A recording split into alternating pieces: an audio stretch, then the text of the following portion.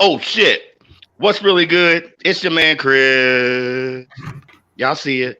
Y'all see it. AK Apocalypse back in the building. Clicking over Blurred Minds Media. Once again, try to put a little smile on y'all face. Get your week off to a good start. And the way we try to contribute to that is with another Monday night. Can you see it? Where's my camera? Monday Night Mayhem. Bang. Y'all see it. Monday Night Mayhem. We are dropping a new mixtape series tonight. This is one that has kind of been on the back burner for a little bit, which actually is not a bad idea because you know, the wrestlers we're gonna profile tonight, man, similar to a lot of people we feature, lots of backstory, lots of information to dig through. Okay. So while this was on the back burner for a minute, it was actually advantageous for the crack research team here at Blurred Minds Media. Okay. We are naming this one, okay, because I've been inspired. I got my sleep issues. I'm an insomniac / night owl. So to kind of curtail that a little bit, a couple of times last week, I threw on some throwback, true old school Godzilla movies, okay? The ones where you could tell it's a guy in a rubber suit and you see the string hanging from the planes when they're circling them and shit, okay? Yeah, those Godzilla movies, all right? So it got me inspired for this week's mixtape because we call on this one Monsters of Mayhem. Bam! Where's my fucking camera? Bang! Monsters of Mayhem. We calling this one, aka Killer Kaijus. You're probably like, what is a kaiju? Okay, basic Japanese term, basically just translate to big monster or huge creature. We referencing somebody like Godzilla. Or my baby mama. Or your baby mama. So CM Punk likes fat bitches, huh? She wasn't a kaiju when I met her, but Lord have mercy, she graduated. Oh, holy shit! Speaking of kaijus, there he is. Look, it is so cool being part of the world's greatest tag team. And when you world's greatest tag team, okay, you got a synergy. Y'all know me. Y'all know man, aka Apocalypse, but I couldn't be part of the world's greatest tag team without the Vault. The one and only Uncle Eugene. He's always repping the Dudleys. Check out the hashtag Dudley Boys Tag Team Goats. That's how we did it at Blurred Minds Media a few shows back when we featured tag teams. We had that little round robin discussion. That was what, J Wall, like a 3 mixtape series on that tag teams overall. Absolutely. And if you think about the way y'all knock out these volumes, bro, we are giving you all the wrestling Bible. Years down the road, whenever we wrap this, because we've turned over every stone. You go back in our history books on this page, bro. We gave y'all everything. Everything. Oh, trust me. There's no way. The last ever episode of Monday Night Mayhem is because you and Eugene simply have nothing else to explore. And trust me, my friend, I feel like with what we're talking about in the vast history of wrestling, we got a good 10 years before that day. Oh yeah, especially that's right. Tell them, Uncle Eugene. Let these fuckers know how we get down. Let them know, Unc. They can't handle it, man. They can't handle our knowledge. They can't handle our vast experiences in this world of kayfabe. They can't do it. That's why your man AK Apocalypse rides dirty with the Vault, Uncle Eugene. All right. And I'm a testament to that. Me and one of the coldest shit talkers next to me. I'm not gonna say he's as cold as me, but next to me, irked the nerve. Right. Tried to run a Mayhem without these two. And if you watch the playback, you will realize we got in deep water quick and we could not swim out of it. Really, we don't know any of the answers to our questions. No life. What? No lifeguards on duty. No life preservers. He was asking me shit, and I was asking, and we were both like, "Where the fuck's Apocalypse in the Vault? We don't know any fucking answers. That's why they're hosting the show." Right. Uncle Eugene and myself. Like I said earlier, me being inspired by the throwback Godzilla series, the original kaijus as they're referred to, That's why we dropping Monsters of Mayhem on this mixtape tonight, okay? Can I ask one question? Yes. Of course. It's not to do with wrestling, but it is to do with Kaiju. Okay. Since you are a historian and a fan of the big monster movies, the Kaiju, the Japanese, what did you think? Real quick, we don't gotta get too deep, but both of y'all, did y'all like or not like Pacific Rim? Just asking. I love the first one. Yeah, I really did. I didn't see the second one. It's horrible. It's it's bad. I'm it's absolutely 100% down with what Chris said. Obviously, the Vault, Uncle Eugene. You got to watch the second one to say for yourself. But I'm with him. I love the first one. I was hyped for the second one, and then I was like, it's a sequel. Major. It's always a letdown on it, and usually Pacific Rim Uprising. That's actually the name of the sequel. It's got John. It's the new kid from the last Star Wars, the brother from Britain, Finn, John Boyega. Yeah. He stars in Uprising. Uncle Eugene. Now you got some kaiju homework to do. You know what I mean? And trust us, it sucks. Knowing you were a fan of the first one, you're gonna know immediately why the second one's like, what the? But that was just my good because they reference the kaiju in the movies, and then of course the history of Godzilla. And I just want to know what you thought about the kind of like the new spin version of it. You know I love the first Pacific Rim. I am definitely in concurrence. You know what I'm saying? And loving the first one, yet that second one was paltry, trash. You know what I'm saying? But look, we're gonna get on it. Well, real quick. Okay, shout out.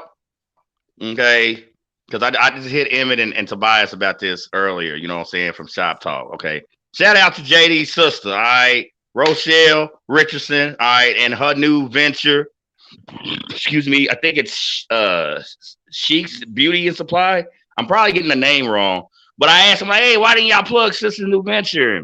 Supposedly, Jay Wall, Emma's supposed to be sending you a video from the mall, and you're supposed to cut her promo from that. So yeah, I'm just waiting on the video for the mall, honestly. So in the meantime, when it comes to this podcast shit, I am always in my emails looking for shit. So I did not miss it. I just ain't got it yet. All right. So in the meantime, in between time, y'all, another shameless plug, courtesy of Blurred Minds Media. Shout out to Sis Shell. All right. All right, y'all. If you're in Louisville, go to St. Matthews Mall. Look for the one woman selling you jewelry that looks like she's got some sense. That's guaranteed to be her. And spend some money with a local person that's going to sell you a quality product. I mean, shit, she's a nice lady. She's got good stuff. Buy it. What do they say, especially Christmas? You know what I'm saying? Go local. Buy local. It's the holidays. Yeah. Okay. You can get jewelry from elsewhere, but you don't know where the fuck it came from. Might as well get it from somebody you know and somebody who's a good person. What are you buying? Trust me, you'll see me in the parking lot of St. Matthews with the trench coat, with the fake rollies, the stolies. Do you want to buy a stoli for me, or do you want to buy a necklace from Rochelle? I think it's pretty obvious. There you go. Look, y'all. Now that we got that business out the way, we about to get into the meat of this and meat literally, because we got a lot of beef. It's a lot of beef, man, and. Lord, I think about double ring reinforcements and extra padding required, because we are unleashing Monsters of Mayhem, y'all, aka Killer Kaijus. All right, J Wall, we're gonna start it off. You know, a literal kaiju reference. Now, a lot of people, you know what I'm saying, may not think it's King Kong when you talk about, you know, fictional ape as a kaiju, but he is a giant monster, so technically he would be a kaiju. So when you're talking about a King Kong reference, let's go ahead and get it cracking off with the one, only King Kong Bundy. Let's get it. That's a lot of meat. That's a lot of meat. That's a lot of. Go ahead, Uncle Eugene. That is a lot of beef for him. I mean, I think about the beef packing plant. Like, no, that's. That's I love your play on words, though, because you said at the beginning, we're talking about a lot of beef, and it could have been like a lot of animosity, a lot of problems. But no, right, true. We are literally talking about yes, y'all. That's why it's Monsters of Mayhem or the super heavyweights. as they were referred to. Okay, so basically, everyone we will be profiling in this mixtape series has a listed weight of 300 pounds and or over. Okay, and when we talking about King Kong Bundy, way over. Check out these numbers right here. Okay, not a short man, 6'4". Okay, registered weight, say 455, tipping to 460 pounds. Jesus, that's a big fucker. But yet, bring that pick up again. Even with his girth, okay, it's well distributed. Another reference to his 6'4" height. Okay, you know, you put somebody like that in a kaiju setting, you know what I'm saying? He definitely gonna kick some buildings over, you know, step on a couple of power plants, you know what I'm saying? Knock some trains off the rails and all that. All right. His real name. Look at him like, if he's got problems with me, I hope I can hit him with a Suburban. I don't want to fight this dude. He's fucking exactly humongous. a Suburban. You probably need something bigger like a Hummer or a bulldozer. Yeah, just the type of dude you look at like, if he's got problems with me, I don't want none of that smoke. Matter of fact, you can keep all that smoke, bag it up, send it somewhere else. God damn, I want to be your friend. Exactly. Okay, let's get it started, y'all. Okay, real name. I love doing the homework on this shit, on all this shit, y'all. His real name is Christopher Allen. I'm hoping I get this right. Pallies, Pallies. Would that be? I think it's Pallies. Pallies. Yeah. All right. No, Uncle Eugene, thanks for the correction. You know what I'm saying? That's why you heard. That's why. I think it's Pallies. Yeah. See, this is what is so good about having the vault, man. Riding dirty with me on these mean social media streets. Okay. So Christopher Allen Pallies. Okay, born November 7th. Scorpio, 2 days after my oldest son, 1955. Okay, Woodsbury, New Jersey. Moved to Washington Township and attended that high school. Now, while he also was a two-time regional wrestling champ.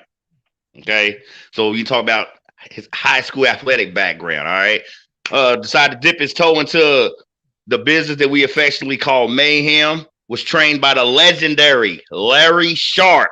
You're gonna hear his name again soon, y'all, in this episode. Okay, he hosted what was called the Monster Factory, appropriately named for this kaiju version of Mayhem we doing. But Larry Sharp at the Monster Factory, okay, had a developmental quote unquote contract with the WWF as early as 1981. His billing name at that time was Chris Canyon. Or he also went by Chris Cannon. Jay Wall, one of your favorite things. You love how I dig up these original building names. And here goes the list. Big Daddy Bundy, Boom Boom Bundy, Crippler Cannon, and Man Mountain Bundy. You know, Crippler Cannon's kind of dope. I'll give him that. I kind of like that. Right. Well, when you think about falling into King Kong Bundy as his final billing, yeah, it's all right. You know, some of those early billings wasn't too shabby. You know, like I said, had a brief developmental contract, so technically that was a WWF debut, 1981. Of course, released. Worked another one of Uncle Eugene's old favorite circuits, the WCCW. Shout out to the Von Erich family. Yep. Okay. Go ahead. Fritz Von Erich. That was his. Yeah. You know, he wrestled and booked it. You know, we might have to do an All in the Family Mayhem at some point, and definitely the Von Erichs would have to be featured. But 1982 WCCW promotion, you know, all out of Von Erichs, still going by the billing of Big Daddy Bundy. You know what I'm saying? Excuse me, y'all. Two of his tag team partners during that run, Jim the Anvil Neihard. We think about the powerhouse segment of the Hart Foundation with him and Bret Hart, and one of Uncle Eugene's favorite heels. You know, we know how much Uncle Eugene loves the ravishing one, Rick Rude. Hey, real quick, did any of y'all know Janelle Williamson? Does not ring a bell. Well, she's in our comment section. She's viewing the show. Okay. So, not for nothing, thank you, Miss Williamson, for tuning in. Thank you, Miss Janelle. Y'all gonna I need y'all to kind of keep the conversation moving slightly for a minute. You know what I'm saying? Oh, the legendary show piss. It's going down. We're going to hear you shake it more than twice. And you know what that means. It is so going down. I would apologize, but no. The way that's in the water, is that MGD? Actually, Miller High Life. High Life. Oh, yeah, it does got like an airy slap. Dude, no one sells MGD no more. I remember you could still get MGD like on tap in a bar. You can't even find MGD in an actual liquor store no more. So I honestly can't remember the last time I've seen it now that I think about it. Oh my God. But Miller it is. So I'm chilling with the High Life. You know what I mean? I'm chilling with the High Life. It's all good. Shout out to Janelle for chiming in, checking us out. We appreciate the love. Okay. Share the love. Let your friends, comrades know. All right. So also while in the WCCW promotion, like I said, mentioned earlier, tagging with Rick Rude, having tag team runs with Rick Rude and Jimmy Anvil Neidhart. This is where King Kong Bundy also first developed his 5 count. Can you see it? 5 count gimmick. We all know in professional wrestling, when you secure the 1, 2, 3, that's the pin. Match is over, right? But when you or one of the original killer kaijus, someone with the enormous status of King Kong Bundy, you know what I'm saying? What you gonna do to stand out? Not just his physical prowess, you know what I'm saying? Still gotta have a little gimmick. So this is where he started his gimmick, where he demands the referee to issue a 5 count to sell his dominance. Okay, and that's where that whole 5 count gimmick started. All right, we're gonna flash forward a little bit because ring, ring. Yes, this is the dickhead known as Vince McMahon. I'd like to offer you a professional contract and come to the big show in the WWF. Thank you, Vince. You're welcome. He gets the call. It's 1985. It's 1985. King Kong Bundy gets the call from our favorite, our all-time favorite. All right, the one and true only Vince McMahon Sr. All right. And I feel like that's exactly how that call went, like verbatim. Yeah. I'm pretty sure that's how it went. Here's what's interesting about his WWF debut. Now, I have railed on Vince personally, and the organization and their reluctance. When you're talking about now, they would book overseas shows with their rosters only. Bro, Vince McMahon is the Tom Brady of Monday Night Mayhem. Man, hashtag fuck Vince McMahon. There it is. There he is. Okay. Now, like I said, I have railed on Vince and the company plenty of times before and discussing their reluctance. All right. Now, they would book WWF and eventually WWE shows only, exclusively. All right. When I dug this up, I was surprised. His WWF debut, when it comes to King Kong Bundy, it actually started through New Japan Wrestling. Now, we have discussed New Japan and its main counterpart, All Japan Wrestling, and their past NWA/WCW cross-promotional work. We have discussed Ric Flair. We have discussed Sting. We have discussed Dr. Death Steve Williams, okay, making numerous appearances at these shows. So to find out that King Kong Bundy, under the WWF banner, was instrumental, his introduction was instrumental via New Japan. Yeah, big. I see your look on your face, Uncle Eugene. You can't believe it either, can you? Look, his arms folded, or he's mad at his friend. What the fuck you mean he started with New Japan? Vince fucked with New Japan? I'm shocked too. But don't be mad at the facts. Don't kill the messenger. Okay. His first manager assignment, all right. Somebody that we have referenced several times. This is a throwback to a managing mayhem, the mouth of the South himself. I'm sorry, Jimmy Hart. Okay. So there's his first managerial turn. Um, his pay-per-view debut. Okay, well, if does anyone remember the mid-card jobber? He was a brother. SD Special Delivery Jones. Okay. That's who he secured his first victory over at a pay-per-view. Okay. He was then traded. He actually had his contract traded to Bobby Heenan.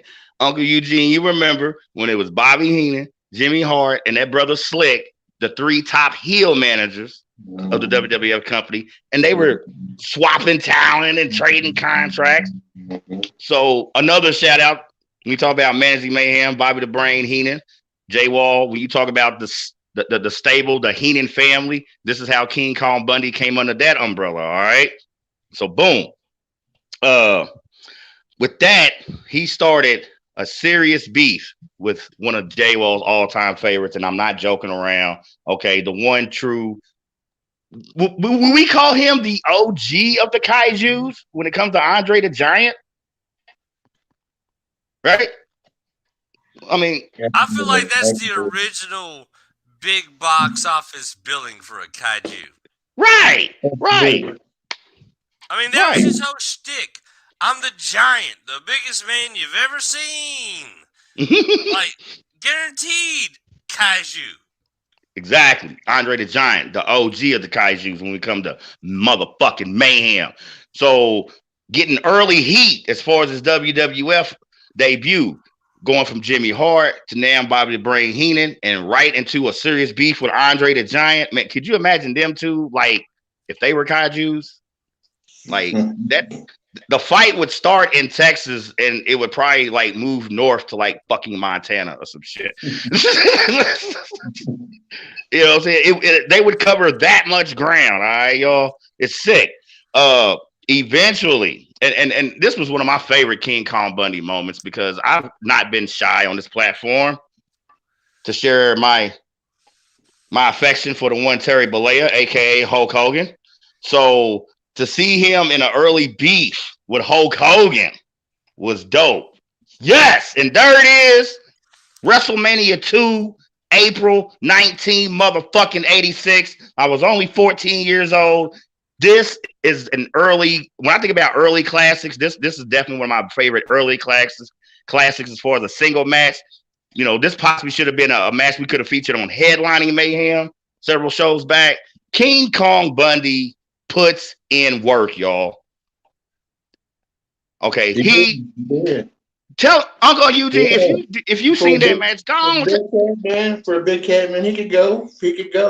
But you know, most of the time they just had him go in there and maul this dude and 5 count him and get on out of there. But right, like the big stuff, like with the WrestleManias and stuff like that, he go for 30 minutes and not be sucking there. He'd be like, how's this big cat doing this shit? You know, that man's cardiovascular had to be immense because like you said, the way he could move and could put on a 15-20 plus minute match.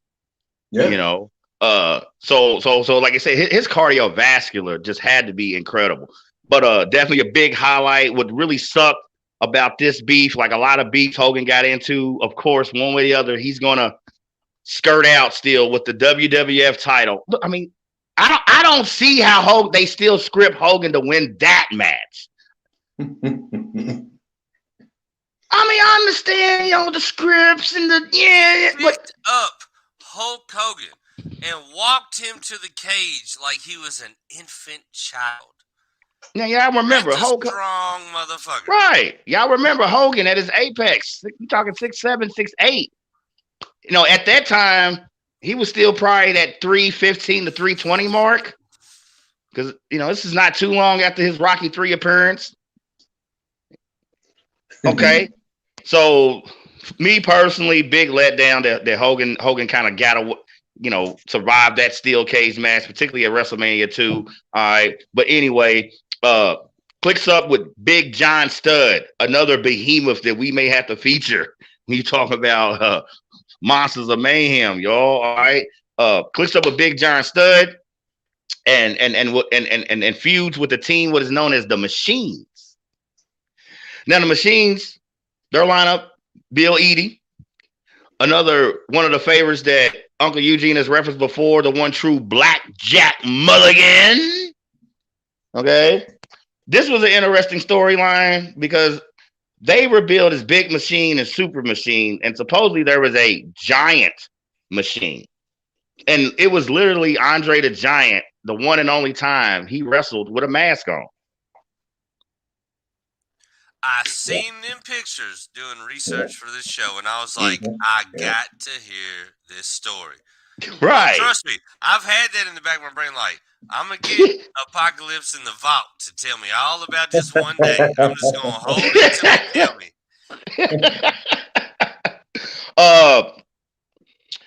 It was a weird storyline for me personally. Maybe because I was young. So you talking like 11, 12, 13. Yet to me, it was weird because it was so obvious it was Andre the Giant. You know what I'm saying? Like you know what I mean? But whatever the case, yeah. Like the Midnight Rider was Dusty Rhodes. Come on, man. Come on. The Midnight Rider. You know. That shit in there, boy. Don't let me let that out. I'm gonna need y'all to educate me on the Midnight Rider too. God damn it, y'all just made 2 brand new shows. Right now. We're not even 30 minutes in. God damn it. You don't love the Midnight Rider. Oh, I can't wait. Dude, the funny thing is, every time I hear y'all take us down these fucking paths, you all say shit like, God damn, that's a whole nother show. That's a whole nother thing I need to know about. That's a whole nother thing I never knew about. And I'm like, I don't want to interject. So I'm like, I leave it. But dude, I mentally file that shit. I'm like, dude, these are just more shows. Exactly. These are whole other just tangents of things we can just go in on. Well, I say we, y'all, and I'm gonna listen. But you know, oh, you can get it on the cut up too anytime you want to, Jay Wall. You're more than welcome. All right. Alter ego of Dusty Rhodes. Yeah. Oh, you know, I ain't got no problem with busting up some fucking wrestlers and funny pictures and throwing out silly ass shots. But when it comes to the education, y'all say some shit. I'm like, dude, that in itself, like the Great Buddha, just to throw it out there, like, dude, that to me is like a whole interest that I would go down and not come up from for months. We might, you know what I mean? We might have to do like wrestlers and alter ego show. Dusty Rhodes, Midnight Rider, you know, Owen Hart, his Blue Blazer alter ego. I mean, there's a few out there. Your boy from not AEW, TNA, Suicide. Say what again, Uncle Eugene? Who's that? Austin Aries. Oh yeah, Austin Aries, his Suicide alter ego. Yep. Shit, really, if you think about it, Dusty Rhodes Jr. Goldust, because he was Goldust, but then he come out just like a cowboy, like his dad with the duster and shit and this and that. You know what I mean? Like he's done a couple different faces of his own. You know? Right. They did a whole bunch of shit. Ron Simmons to Farouk. Well, that's not an alter ego. That is a legitimate character switch. So that's just hard set in stone. Right. Now you're All right. Another thing I didn't know. That's not an alter ego. That's a complete. You're now this guy. Yeah, that was what him, Rock, Ahmed Johnson, that whole Nation of Domination. When Vince is like, "Ooh, I'm gonna play the race card for ratings." Because Disciples of the Apocalypse. No, remember the Click Wars, Disciples of the Apocalypse, because they were like these white power meth head biker. I'm like, wow, this is some blatant. Yeah, holy fuck! I forgot all about them motherfuckers. I didn't. Holy shit, that is true. I remember that.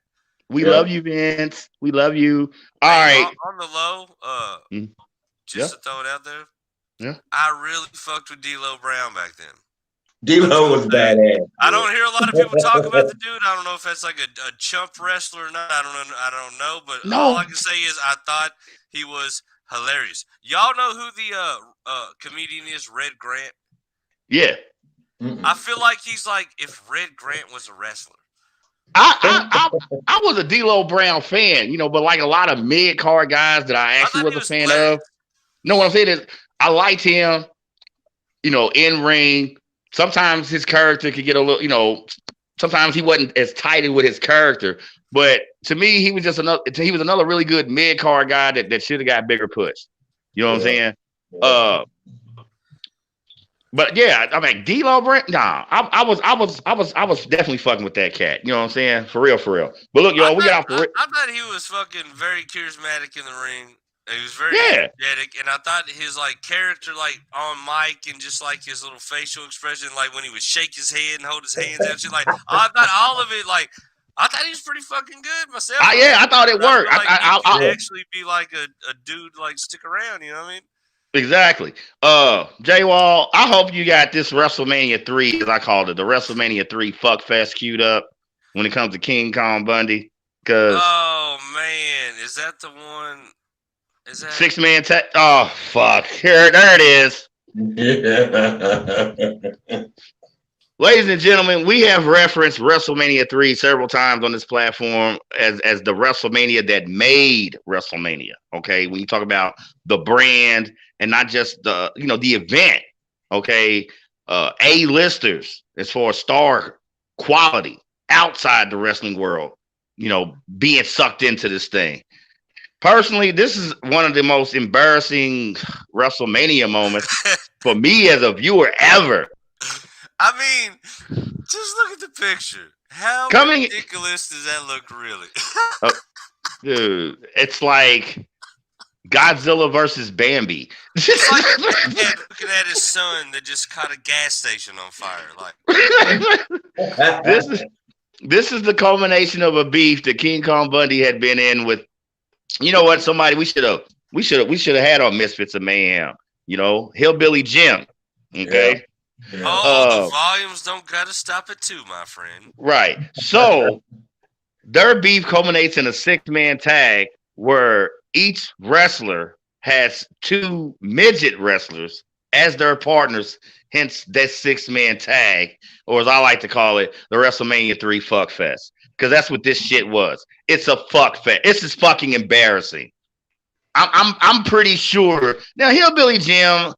I'm pretty sure as a person, he wasn't too far from his character when you're talking about a happy-go-lucky guy and just goes with the flow. I'm more than sure that when this shit was brought to King Kong Bundy, I'm pretty sure his reaction was somewhere in the lines of, what in the flying fuck do I got to do to get this money? Really? Really, Vince? This is why you called me a couple years back? So I can come here and do this shit now? The fuck? I mean, I don't care. It's embarrassing. It's embarrassing. I was never a fan of midget wrestling, let alone cross promoting it with mainstream wrestlers. The midgets should wrestle the midgets, and the wrestlers wrestle the wrestlers. Okay. King Kong Bundy should not be wrestling. What? I've never been a fan of midget wrestling. Never. Never. That statement alone is hilarious. Because I'm about to get all kind of flack for like, oh, you're talking bad about midgets. Look at Eugene. He knows what I'm talking about. That statement by itself is preposterous. It's amazing. I've never been a fan of midget wrestling. I was sitting there listening to you like, I've never liked it. I'm like, I'm listening to you say it like you're a preacher. I was like, you know what? I haven't been a fan of it either. Crazy. So with that, okay. I think that frustration may have led, saying to his release. Okay.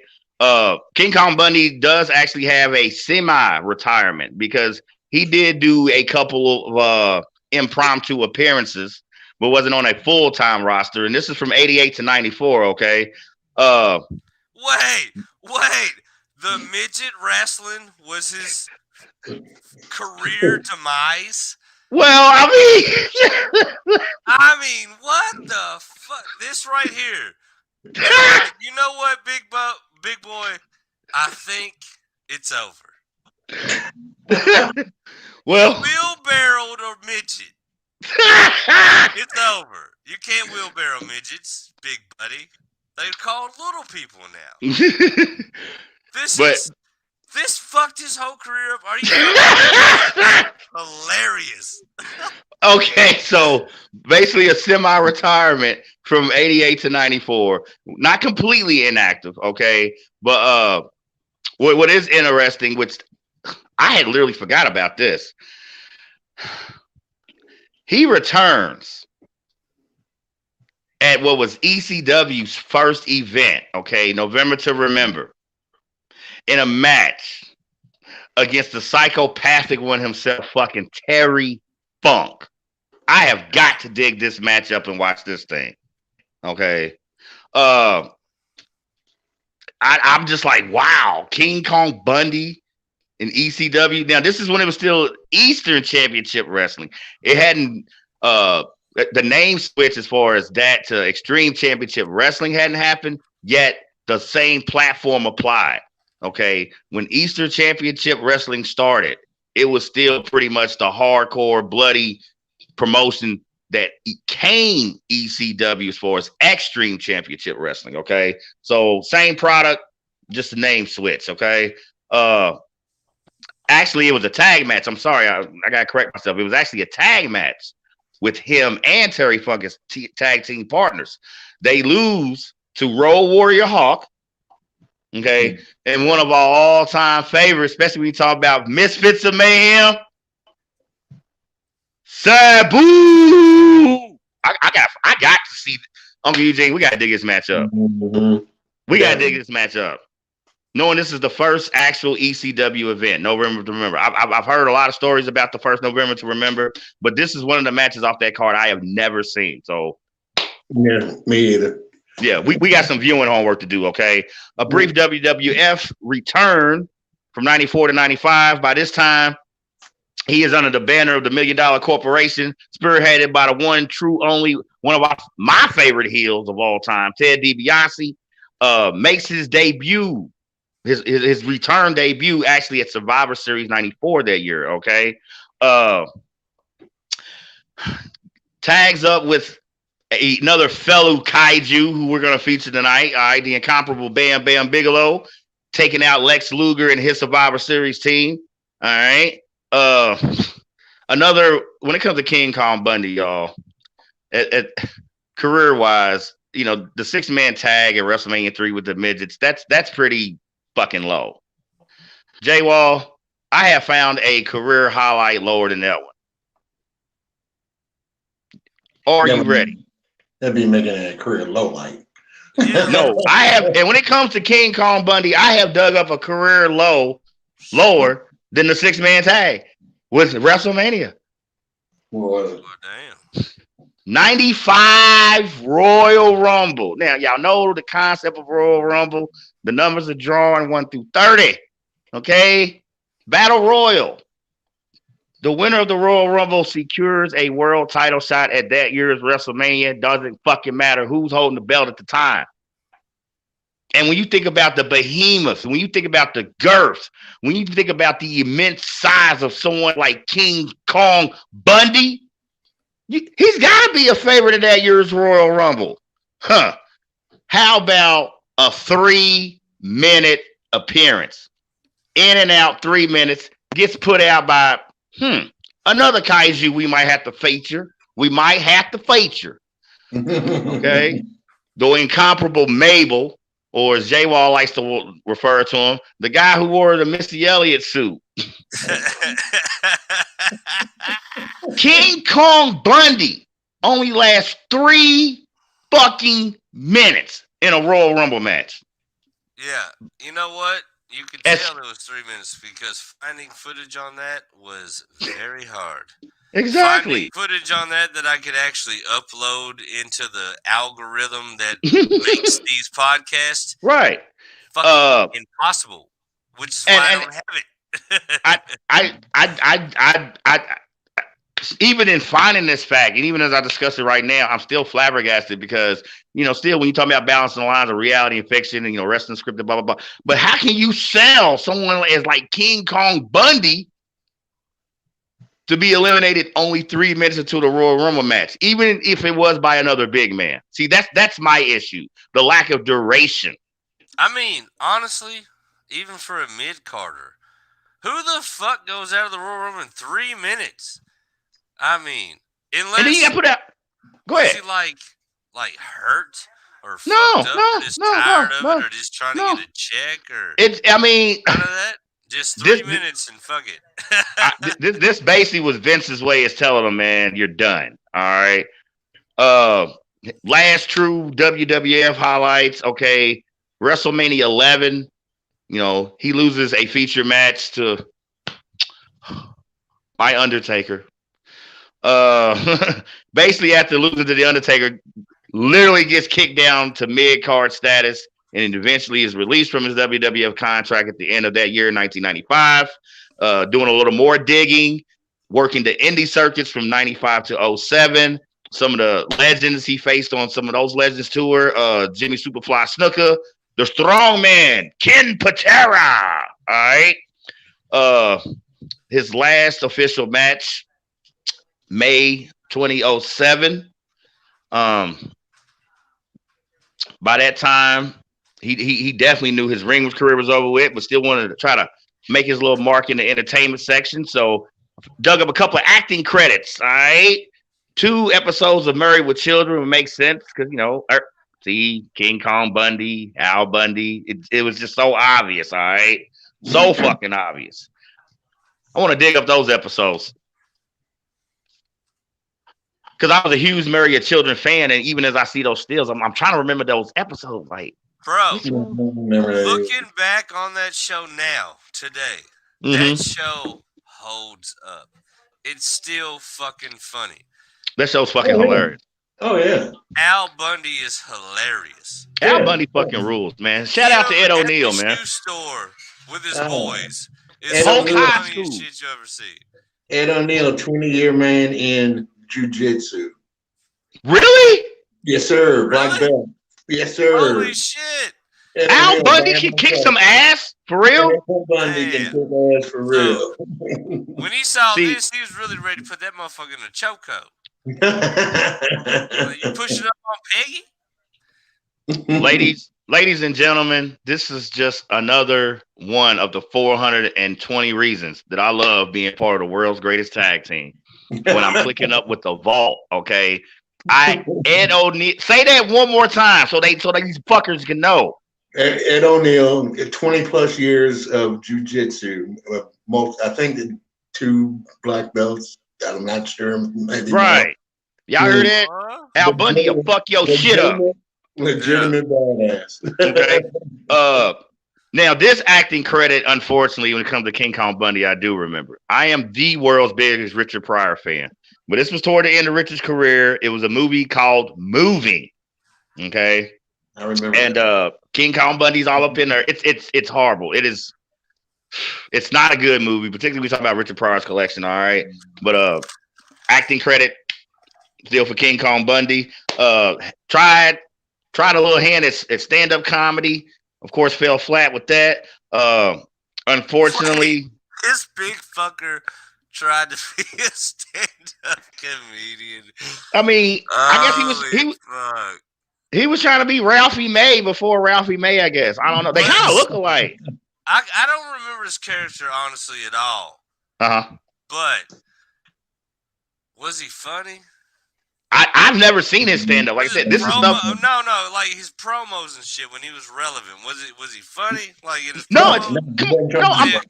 comedic character. No, he's King Kong Bundy. There's nothing funny about King Kong. Well, I wouldn't think, but I'm just trying to like correlate comedies with. Not at all. I mean, that WrestleMania 3 match, that was a pretty good. That was a joke. Hey, shot. You know, unfortunately, due to severe health issues, and a lot of that was complicated. I mean, he had underlying health issues, but they were complicated by his diabetes, which unfortunately went untreated. All right, and he passed March 4th, 2019. Okay, he is survived by his son David. Was actually an avid cat lover. He actually had 10 cats. Okay. And like a lot of I never expected you to fucking say. And hey, I just do the homework, man. I just do the homework. I did the same homework. I wouldn't have put that out there though. No. It's a fact. It's already out there. You could have literally said he loved anything else in the world, and I probably would have believed it. And you said cats. I was like, huh? Yes, and actually, going into his death, he had been an owner of 10 cats.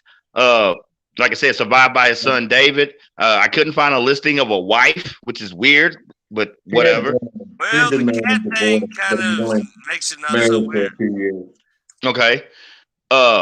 Like several other wrestlers, particularly from that era, he was part of a class action lawsuit that was filed against the WWF back originally in 2016. If you know anything about this lawsuit, a federal court eventually dismissed that lawsuit in 2018. All right. So, unfortunately, no money from Vince. What's new? I mean, what's new? But that he was definitely definitely was like a what's new situation. Like, that greedy motherfucker not paying. Sounds right. Well, so like I said, part of several wrestlers, in that class action lawsuit. Like I said, that was originally filed 2016. Federal courts dismissed it in 2018. Kind of sucks how his life ended, kind of unceremoniously, if you will. Not a lot of fanfare. Pretty much have been in obscurity for a long time.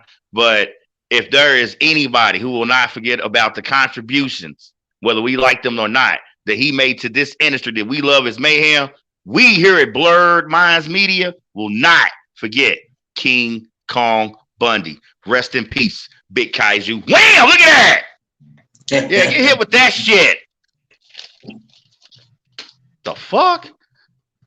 I mean, and you know what? Here's a commonality with all three of the monsters we're featuring tonight when you talk about killer kaijus, okay? Now I referenced Big John Studd earlier. Now, he was one of the, what I call a traditional kaiju, slow, lumbering.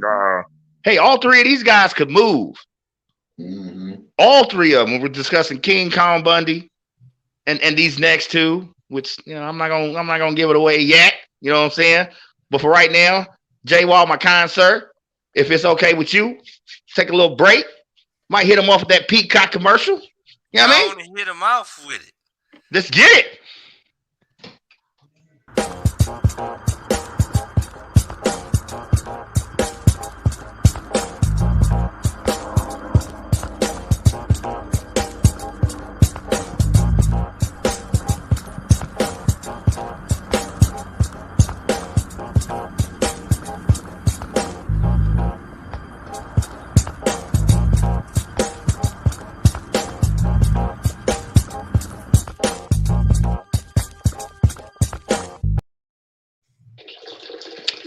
What's good? Your man, Chris, a.k.a. Apocalypse, reminding y'all, it's the holiday season, and if you want to live large, you want to be a killer kaiju, you know what I'm saying? You got to kick over some buildings and shit. You might as well look fly when you're doing it, all right? I mean, I don't know about y'all, but if I'm kicking over some buildings as a kaiju, I'm trying to be the flyest kaiju out this bitch, right? And the only way you can do that shit is you click up with my man, Adrian Richardson. Peacock line, y'all. Original footwear. Okay, his own brand, his own design, all original. Okay, no filler. You know what I mean? Ain't no fillers and shit. This is all the real shit. This is Adrian Richardson original Peacock line. All right. Keep dealing with the establishment, or you can fuck with the alternative. Adrian Richardson Peacock line. Dare to be different. Think outside that box. Cop those joints ASAP. All right, one.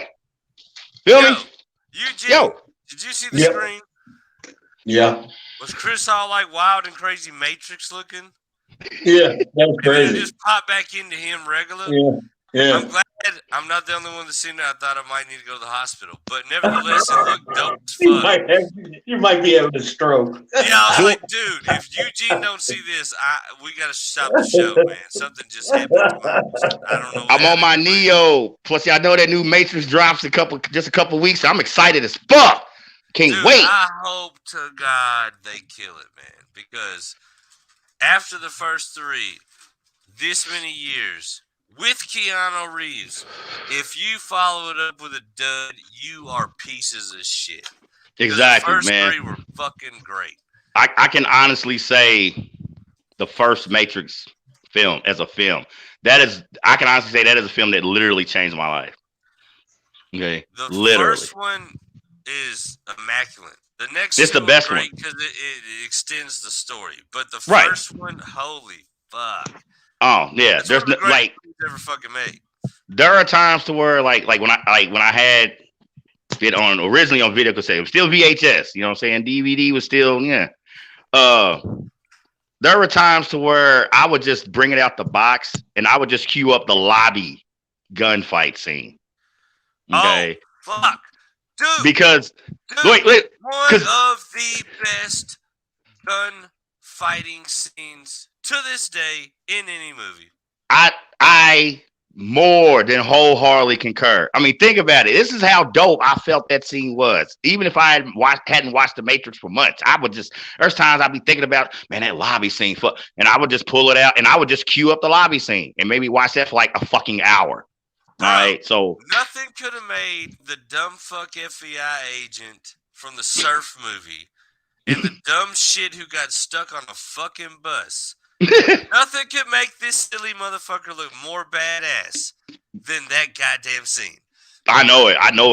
All right, y'all. We got sidetracked for a little bit, but we back on the horse. You know, Uncle Eugene, holler at the good people. Tell them what's good with you. I ain't nothing going on. You know, I'm just chilling, listening. Just chilling. Okay. Get in where I fit in. You know. See, Uncle Eugene just be in chill mode. You know what I'm saying? But that's all right. You know what I'm saying? I fire and ice, baby. You know what I'm saying? I'm the firecracker. You know what I'm saying? He keeps it cool. That's what it's like when you're part of the world's greatest tag team. You feel what I'm saying? That synergy. You feel what I'm saying? And if any of you fuckers want to challenge, bitch, come get these belts. You feel what I'm saying? We ain't playing with y'all because this is motherfucking Monday Night Mayhem. Monsters of Mayhem, a.k.a. Killer Kaijus, y'all. Let's get it. J-Wall, Uncle Eugene, I hope y'all got y'all passports ready again. We going into international waters, okay? But it's gonna start at home. You know what I'm saying? Look, guy I know from Asbury Park, New Jersey. You know, cool guy, keeps flames on flame tattoos on his head. You know, and all that. Yeah, y'all know the kaiju we talking about. We bringing the next Monster Mayhem out to wreak some havoc on the city and shit. The motherfucking one and only Bam Bam Bigelow. Let's fucking get it. Greetings from Asbury Park, people. Man. As a former New Yorker, you can't finish and move. I'm saying as a former New Yorker, you're supposed to kind of like not supposed to even recognize Jersey. But like in court, what do they say in court, Uncle Eugene? Extenuating circumstances. Absolutely. So if there's ever a time as a former New Yorker for me to show some Jersey love, it's definitely going down on motherfucking Monday Night Mayhem tonight when it comes to Bam Bam Bigelow. And ladies and gentlemen, I'm not fucking playing because Uncle Eugene and myself, we about to get it. Oh yeah. Lots of homework. Lots of homework, ladies and gentlemen. We work hard to filter this shit down and bring it to y'all in this manner, all right? So Uncle Eugene and myself, we're going to try to do the best job we can. Real name, Scott Charles Bigelow. Born September 1st, 1961. Okay. Asbury Park, New Jersey. Okay. Interesting high school background. He lettered in football, wrestling, yet he did not graduate high school. The high school he did attend, though, is Neptune High School, all right? After dropping out of high school, trying to get on his own little grind. So he gets into stuff like arm wrestling, bodyguard work, bouncing at clubs. My personal favorite, being a bounty hunter. Think about being a fugitive who done jump bail and fuck dog. Okay, you got Bam Bam Bigelow as a bounty hunter on your ass. Nah, I'm turning myself in. Look, J-Wall, knowing what you've seen of this guy up to this point, can you envision that? Can you process that in any capacity? The funny thing is, as soon as you said bounty hunter, I was like, man, I kicked the shit out of dog and his fucking family. If somebody called me and they're like, "Hey man, Bam Bam Bigelow is coming looking for you," I'm like, "I'm the fuck out of town." Exactly. Could you imagine if he gets his mitts on you? I mean, not for nothing. I'm going to try my damnedest to knock that big son bitch out, but I don't see it going my way. You know what I mean? Like I'm going to put up a college effort, but goddamn, you know what I mean? Like, look at this. And I mean, no, I don't. I'm not skipping buying. I'm not jumping. No, I'm good. I'm good. I'm good. Interesting story as far as his bounty hunting days. Okay, and this is legitimate. Okay, I went through a couple of sources, and the same story appeared. So true. Okay, while tracking a fugitive in Mexico, he actually gets shot in the back. Okay. Well, shit.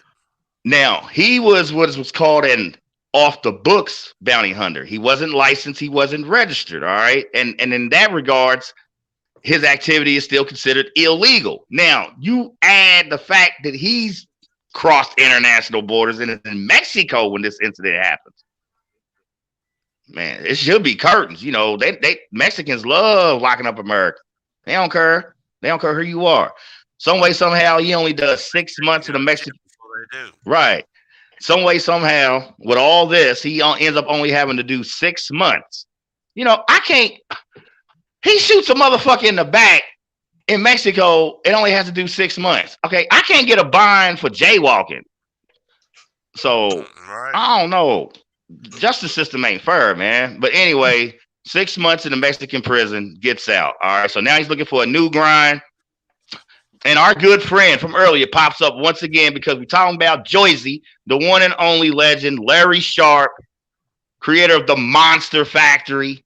Okay, and this is where Bam Bam Bigelow starts to learn his trade. All right, J-Wall. Well, you're too young, J-Wall. You get to go sit in the corner for a little bit. The old people get to talk. Uncle Eugene. Yes, sir. You know, when it comes to the story days of partying, particularly New York City, I know you've heard of Studio 54. Oh, absolutely. Bam Bam Bigelow's first official match occurred at an event that was held at the old Studio 54. And who promoted this event? A motherfucker that got away from me on Menace and Mayhem. I'm gonna find your ass, okay? You slick, slimy corporate raider, motherfucking Paul Heyman. Yeah, I let him off the hook on our Menace and Mayhem, but I'm gonna get back to that check bouncing motherfucker at some point. All right. After that, he basically worked the mid card promotions for CWA. So actually working this region when you talking about Austin Idol, Tommy Wildfire, Tommy Rich, of course, the King Jerry Lawler. All right. He actually in '86 became WCCW, once again the Von Erich promotion, their TV champion, and was voted by several wrestling publications, as the Rookie of the Year. Holy shit. Fly, Bam Bam, fly, fly, fly. Okay, here's where his career actually starts to pick up. Now, I love New Japan. I love New Japan Wrestling and their other big promotion, which is All Japan Wrestling. All right, Bam Bam's in New Japan from '87 to '92. We referenced it several times in the Japanese promotions. They really celebrate the kaiju, as you call it, the girth. You know what I'm saying? Guys like Dr. Death, Steve Williams. You know, the other Bam Bam, Terry Gordy, via the Fabulous Freebirds. Okay, so a natural fit in that New Japan promotion from '87 to '92. Okay. Teams up with another fellow kaiju, Big Van Vader, y'all. Okay. I mean, the size. Woo! You found it. That is a lot of meat. That's a lot of meat. I mean, that's about 800 pounds right there. That's Well, Bam Bam's heaviest listed weight, I found a listing weight as heavy as actually 365 to 370. Okay. All right. And we'll get to Vader later. Damn, I can't believe I just said that. That was lame as fuck. But to throw it out there real quick, when you talk about how much meat is in that shot, that's Bam Bam around the 360. I'd probably say it was probably around his 360, 365 mark. Okay. Big Van Vader, he topped out career rise. He maxed out at 465 pounds. So to give y'all, the numbers as J Wall brings this illustration of all that beef, that's a lot of beef, man. It just is. Okay. They were billed as BBD, big, bad, and dangerous. All right. For 89 to 1990 run. Okay. Also during his days in New Japan, he teams up with another one of me and Uncle Eugene's resident favorites. All right. Dr. Death Steve Williams. All right. Boomer Sooner. All right, and the other Bam Bam, which that's gonna come back into play in a little bit too. All right, I mentioned him before. Terry Gordy, a la the Fabulous Freebirds, one of the original cliques or factions, if you will, when it comes to professional wrestling. Okay, a big highlight there. Okay, I've referenced this arena before when it comes to the Japanese promotions, the Tokyo Dome. This is a place that sold out shows consistently. 80,000 people in those seats, y'all. Okay. Big major highlight. Okay. Cross promotion, WCW New Japan show. Billed as Super Show. This went down March 1992. All right. That is when the Battle of the Bam Bams, as it was billed, took place between Bam Bam Bigelow and Terry Bam Bam Gordy of the Fabulous Freebirds. Okay. Another big highlight while in a loss. Okay. Another Super Show via New Japan. This was June of that same year, 1992. Unfortunately, losing to one of our all-time great tag teams, and that is the Steiner motherfucking Brothers. All right. Bam. I mean, this is like, whew, so much homework. All right. Let me flash forward a little bit, y'all. Just give me 1 second, please. Lord. Okay, here we go. Sorry about that. Here we go. 1988. Making his WWF jump. Okay. It gets just really silly. Oh, I'm sorry, y'all. Wrong set of notes. Sorry again. Wrong set of notes. Give me 1 second. It's so much homework, y'all. I really do apologize, man. I thought I had all this together in order. Blah blah blah blah. New Japan. Blah blah blah.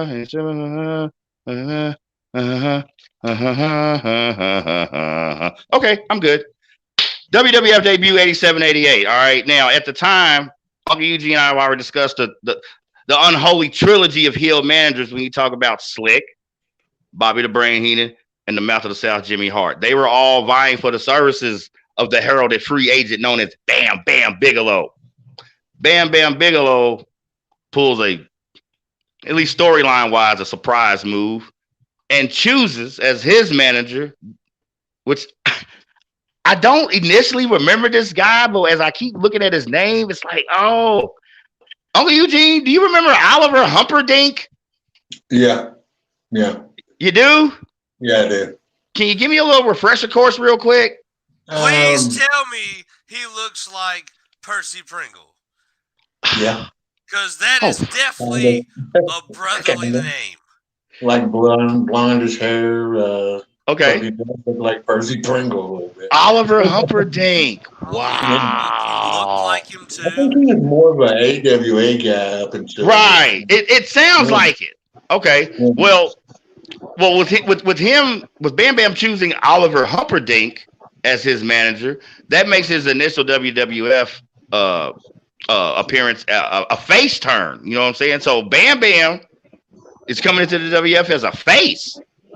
which is weird. You know what I'm saying? He actually made his pay-per-view debut at that Survivor Series. Now, 87 Survivor Series is key because that was the WWF's first Survivor Series. When you talk about what became one of their staple pay-per-views, okay? It was actually him, the magnificent one, Don Baracco, the strong man, Ken Patera, all right, the incomparable Mr. Wonderful Paul Orndorff, and fucking Hogan versus Andre the Giant, okay, brother Butch Reed, who was half of Doom when you talk about him and Ron Simmons in that WCW tag title run, okay. Another kaiju we might have to get in, the one-man gang, and of course the ravishing one, Rick Rude. So big splash initially with that Survivor Series win as far as that team format. You flash forward to June 1988. Up to this time, he has been embroiled in a nice solid rivalry with Andre the Giant, and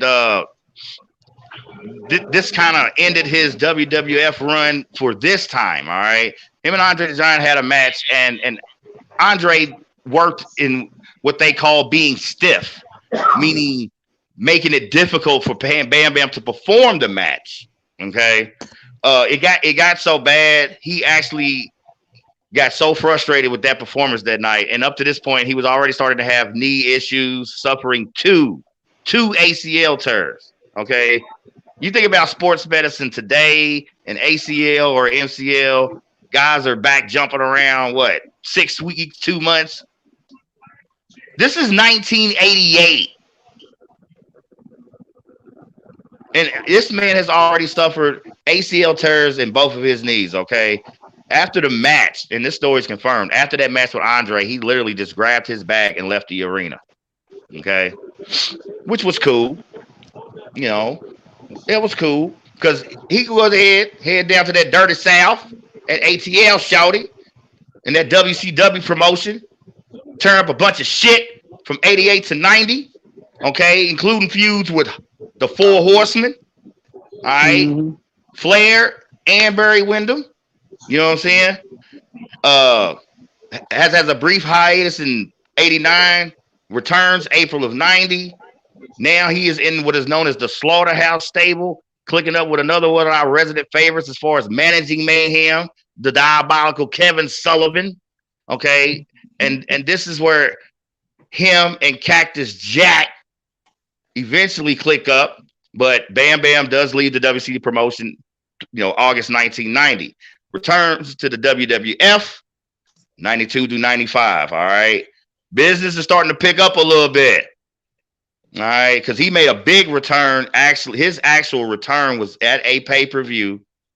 Okay, no, sorry. He came back October 92, his first pay-per-view in his second WWF run, 93 Royal Rumble, okay? Worked some house shows for the WWF as well and the European tour. For WrestleMania 9, there was supposed to be a feature match with him versus another misfit that we love so much, the Ugandan giant Kamala. That match was scrapped by Vince McMahon himself personally due to time restraints. Whatever. June 93, that's when he clicks up with when I think about female characters and managers and valets throughout the years, man, I never really got her whole deal. But if y'all remember Luna Vachon, she kind of had like a biker get up. I guess it kind of fit the mold. You think about Bam Bam's character. I don't know. I never really got into her. But anyway, and what frustrated me was they had him in these shitty mid-card beefs. Here's some of these mid-card beefs. They got somebody like Bam Bam Bigelow in, all right? Bastion Booger. I don't even remember this guy. Even for a mid-card, I don't even remember this guy. Okay.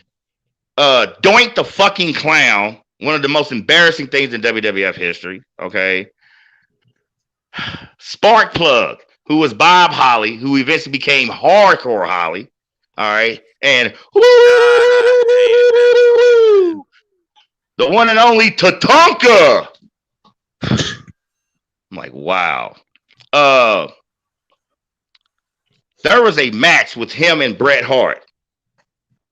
okay, in Barcelona, Spain, 1993. And Bret Hart credited Bam Bam's performance that night so immaculately. Years later, as they were putting together Bret Hart's Best There Is, Best There Ever Was DVD, okay, by request, Bret Hart demanded that this match between him and Bam Bam Bigelow in Barcelona, Spain be featured on Bret Hart's DVD. Look at that agility. Mm-hmm. Cartwheels. Oh, yeah. With no problem. Diving moonsaults. I'm telling you, no one had ever seen a big man fly before this guy. Okay. I mean, he's on top of a ladder. You got a 360-pound man in a ladder match. Okay. I mean, that's you can't train that. You can't teach that. That's something that's just, I don't, take over, Uncle Eugene. I'm at a loss for words. That's skills, man. You don't even have no big men like that right now that I can think of right off the top of my head that even approach like Bigelow or the next big runs the WCW. Well, I don't want to say run, but WCW run toward the end of their heyday, 98 to 01. Does a really dope run in his first Nitro appearance and calls out the man of the hour at the time, Goldberg.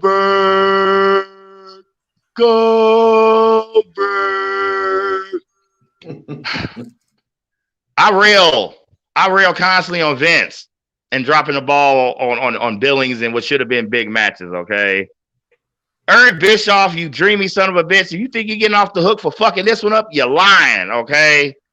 They had these run-ins and these no contest matches with Goldberg and Bam Bam, okay?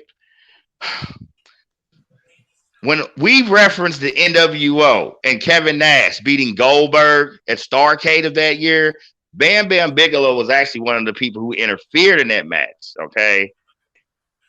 Because him and Kevin, that should have been like the match right there, bruh. That would have been a great match. Hold that for a minute. I mean, that is definitely a case of the unstoppable object versus the immovable force. That's two big old fuckers is what that is. Two BOFs, right? That's J-Wall said it, y'all. Two BOFs, two big old fuckers. That's a lot of meat right there, too. I mean, that's a lot of beef, man. It just is. During his post Goldberg beef, as far as the storyline, he clicks up with Chris, which is funny, Chris Canyon. We got another Chris Canyon, all right, and DDP. They formed the Jersey Triad. I guess this was a spin on Jersey Shore at the time. Okay, they getting a nice tag team title beef with Perry Saturn and Raven. So, eventually, saying securing the titles. One thing that was really dope, all right, on a June 10th episode of Thunder and reclaiming the titles after the Great American Bash, the Jersey Triad institutes what is known as the Freebird Rule. See, if you remember the Fabulous Freebirds, they were a faction. There was 3 of them. Okay, but any 2 of them at any time could still be billed as the tag champs. Okay, and that's what went down with the Jersey Triad. Okay, his last really big splash, they lost those belts to the 10-time WCW World Tag Team title holders, the Harlem Heat. That was at Roll Wild pay-per-view. That was August 1999. By this time, of course, WCW had been acquired by now what is WWE as far as licensing and properties. Refused a buyout of his contract from Time Warner themselves, the parent company of WCW, all right? Chooses to work indie circuits. His last official match was under what was the Athletic Championship Wrestling promotion. This was an independent promotion based out of Florida. When digging up some homework, his last actual match, November 7th of 2006. Okay. A lot of tragedy when you talk about his personal life, like some of the people some of the people we profile. I mentioned the the shooting of the back during his bounty hunting days. Dug up some other unfortunately sad facts. We talk about his personal life. At one time or another, Bam Bam Bigelow faced criminal charges ranging from assault to attempted kidnapping, drug possession, robbery, and this is one that really makes me uncomfortable, and sexual assault. Married his kind of childhood sweetheart, Donna Fisher, from 87 to 2000. She eventually divorces him. July 4th of 2000, while rescuing children from a house fire, Bam Bam Bigelow suffers burns on 40% of his body. Okay. By 04, of course, his health has continued to decline. A lot of this has to do with his long-time addiction to oxycodones, multiple back surgeries. Eventually, things got so bad, Bam Bam Bigelow was collecting Social Security disability. All right. Unfortunately, his girlfriend found him dead January 19th of 07. Man, Bam Bam Bigelow, y'all. Just life really cut too short. You know what I'm saying? I dug up a few other career highlights on a kind of brighter note. His $1 Million Man Corporation runs for WWF from 94 to 95. Okay. A personal highlight for me, when I became a fan of ECW, I attended a pay-per-view, which was known as Heat Wave 98. Took place in Dayton, Ohio. I still remember the facility, J-Wall. It's the Hera Arena. Okay. By this time, Taz had created what he had called the Fuck the World title. And as Bam Bam Bigelow definitely was up for the challenge, because they definitely had a storied beef. All right. During the course of the match, as it spills outside, they're on the ramp. And if y'all remember Taz, his signature tap out move, the Taz mission. It's a rear naked choke. But you see how big Bam Bam Bigelow is, man. Taz literally had to climb his back to slap that rear naked choke on, and he leaves it on. Bam Bam the whole time is basically going backwards out of the ring. They get to the ramp, and Bam Bam just cradles Taz by his legs and just falls back, and they both go crashing through that ramp. Okay. You remember that? Yeah. I was at that pay-per-view. Really? Dayton, Ohio, Hera Arena. Heat Wave. Dayton, Ohio, Hera Arena, Heat Wave 98. When we pulled up, New Jack and Jack Victory were having a fight outside the arena, for crying out loud. Okay. It's fucking ECW, man. So big highlight, you know what I'm saying? Also, as far as the big ECW, yeah. Mm-hmm. As far as another big ECW billing, you know what I'm saying? Him and, like I referred to before, Terry Bam Bam Gordy. This was labeled the Battle of the Bam Bams. Okay.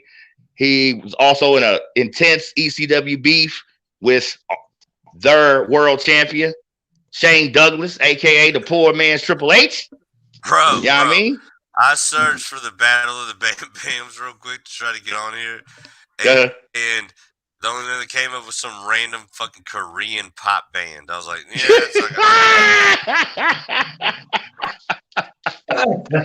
it's that is fucking hilarious. Real quick, like a lot of these guys, they definitely had secured several titles in smaller promotions.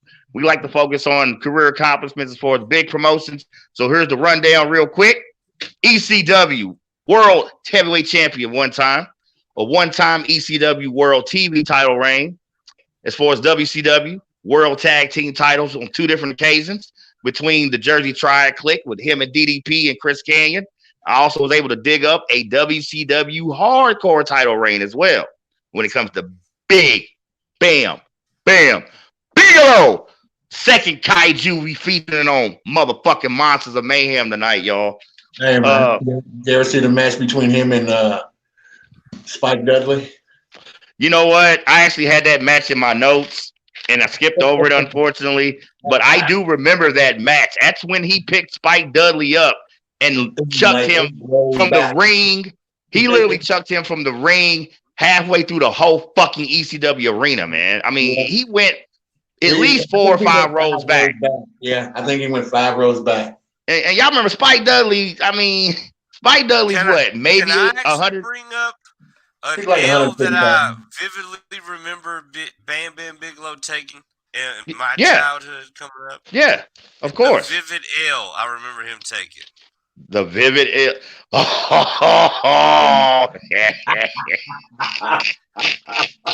sorry, Mr. Handicap Man. I did not mean to offend you. So you dug up Bam Bam Bigelow's acting credit from Major Pain, huh? I love that movie. That was a good movie. The funniest you'll ever see Damon Wayans is right there. That shit is hilarious. Right. All right, y'all.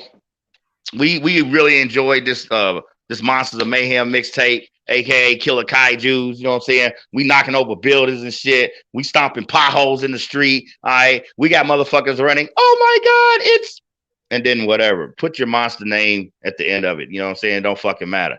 All right. J Wall, Uncle Eugene. Go ahead. I got cut out on you, bro. No, it's okay. That's okay. I will see y'all next week. All right, take care, Uncle Eugene. All right, y'all. Dudleys, y'all see it. Uncle Eugene's, he you know what I'm saying? He had to get out the whip with me, y'all. Hey, what are you doing here, man? What's going on? What is JD doing? What does he want? I'm too high to speak. Drunk. What's good with you? Nah, shit, finna go home and get in the bed. You starting your B-Day celebration a little early, ain't you? Yeah, I got to. I'm old. I got to start early so I can quit early. You doing all right though, bro? Yeah, man. I'm straight. That's what's good. Where you over? You still over Cadbury's? You about to drive home? No, I'm at my sister and them now. I'm getting ready to go to the crib though. For real. That's what's up, bro. Yeah, I'm tore up from the flow up. Man, let a motherfucker know you got in all right. Cause I know you kind of being a little, added a little more than usual. Especially since you got started at 3 in the afternoon with the answer down. Yeah. I only drunk a half pint. Oh, okay. I guess that's light work for you. But I got toasted. Toasted, huh? Like, yeah, man. You got butter and jelly slathered all over your butter. Man, I ain't did that much shit since motherfucking probably in the last 6 months. For real? Yeah. Damn, bro, you went hard on a Monday, going up on a Monday. Anyway, fuck Drake. Hey, y'all. We appreciate you guys checking us out. Okay, unfortunately, Uncle Eugene had to dip set a little early due to prior commitments. We ain't mad about that because I already know, and you already know, and J Wall already know that when it comes to this Monday Night Mayhem shit, the vault, Uncle Eugene always got my back, So I'll ride this last segment out solo. It's all to the jizzle, okay? When we discuss the behemoths, okay, the super heavyweights as they're referred to, throughout this industry that we affectionately love and call Mayhem. This next segment, when it comes to the true super giants, J Wall, I'm gonna work hard to keep it biz and not personalize this too much. You feel what I'm saying? Oh yeah. But I will not be shy in discussing and sharing my affinity when it comes to the kaijus of the ring. We're gonna close this Mayhem out with the biggest one as far as tonight goes. Okay, the one true Big Van Vader. Let's fucking get it. Where's your watch, J Wall? J Wall. Yeah, man. Where's your watch? You know what time it is? What time is it, my friend? It's Vader time! It's Vader time! Listen, y'all. Big Van Vader. Just hold that for a minute. I love the early MMA influence when you see the thick padded gloves. Okay. you know, training with guys like Ken Shamrock, you know what I'm saying? I think he actually, you know, trained with even Horace Gracie possibly, okay? But as far as his look, that's one of the first things I fell in love with, man, that early MMA influence. And I'm not necessarily an MMA fan, yet that early MMA influence, when you think about the early 90s, you know, Goldberg did the same thing when he, you know, with his gloves. And Goldberg had an MMA background, you know what I'm saying? But when I see the gloves, and he's got like, you know, like he looks like a steroid injected Olympic wrestler. Like he came from some fucking country where they were like, we're gonna fucking experiment on this fucker. So Big Van Vader was cooked all kind of like bull steroids. So basically, Corona and Big Van Vader were both cooked in a lab. Okay. That's how he looks. You know what I mean? Right. I got you. Hey, man, you know what I'm saying? But huge man. Yet, just like Bam Bam Bigelow, while bigger than Bam Bam, athletic. You are not going to believe it, okay? Any chance you want to, Google, YouTube, Big Van video. When you talk about moving video, all right, watch his matches. J-Walk's going to give y'all a little demonstration right here. Yes, ladies and gentlemen. That is a 450-plus pound man doing a fucking moonsault.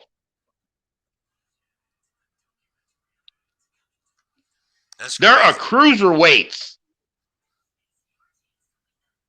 that can still have some difficulty in nailing that move. You know what I'm saying? Now, it's like everything else, you know, practice comes perfection. Yet, when you talk about a 450-pound man, thank God the ropes could even hold that weight. And for him to be able to take that weight and spring it off that top rope and land a moonsault,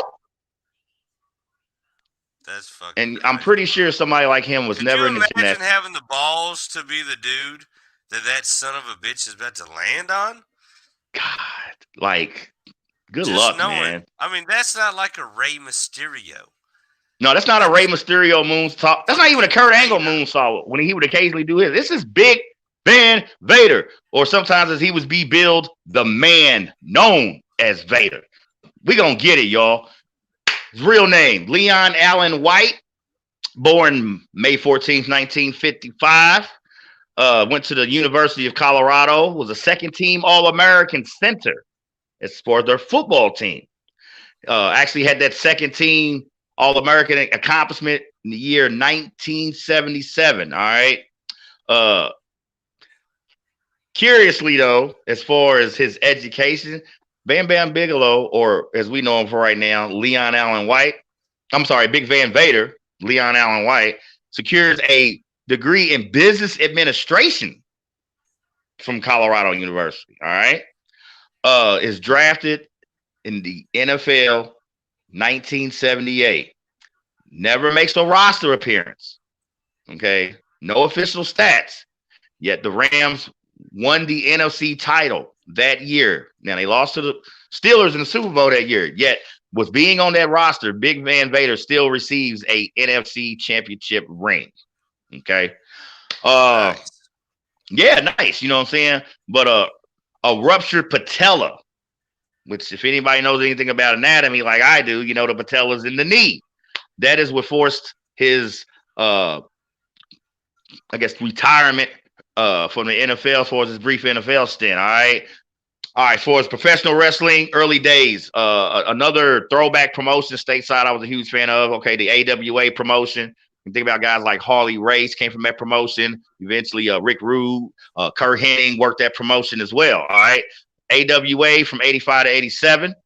Okay, he was actually spotted at a gym working out by a guy who recognized him from his college football days. Okay, his trainer, I hope I can pronounce this right, Brad, I think it's Rheingans, Rheingans. I mean, I know I'm getting the Rhine part. I see the German influence, okay? So that's what leads to Big Van Vader eventually getting into professional wrestling, all right? First big early splash in AWA. This was another one of my AWA favorites as far as this promotion. The Lariat himself, Stan the Man Hanson. So when you're talking about being a young up-and-comer and showing such quick promise to be building a match with such a big legend of that capacity, okay, Big Van Vader obviously showing motherfuckers he was ahead of the curve early in the game. Okay. You transfer because, you know, it's international waters, y'all. So from 87 to 89, a very nice turn in the New Japan promotion. All right. This is literally when he first took on the billing as Big Van Vader. Because Jay Wall, you know, I got that pre-superstar billing list. Does any of the guys from America, have any of them ever went over to the Japanese market and just never came back? Just became such a phenom there that they're like, why the fuck would I go anywhere? I'm sure several have. That's definitely gonna be a nice little homework project for me. We might have to do like a international waters. I mean, you know what I'm saying? Like a mayhem dedicated to guys like that. Okay. I know one for sure. We mentioned him earlier on this show and a few times before, Dr. Death Steve Williams. Because I know a lot of his stateside success was NWA/WCW banner. And, you know, they did a lot of cross promotion work with New Japan as well. So he would definitely probably be one of those. Terry Gordy, the other Bam Bam we mentioned in Bigelow segment, I believe he was one who eventually got tired of going back and forth and basically just became a Japanese promotion mainstay. All right. His first big splash as far as Vader.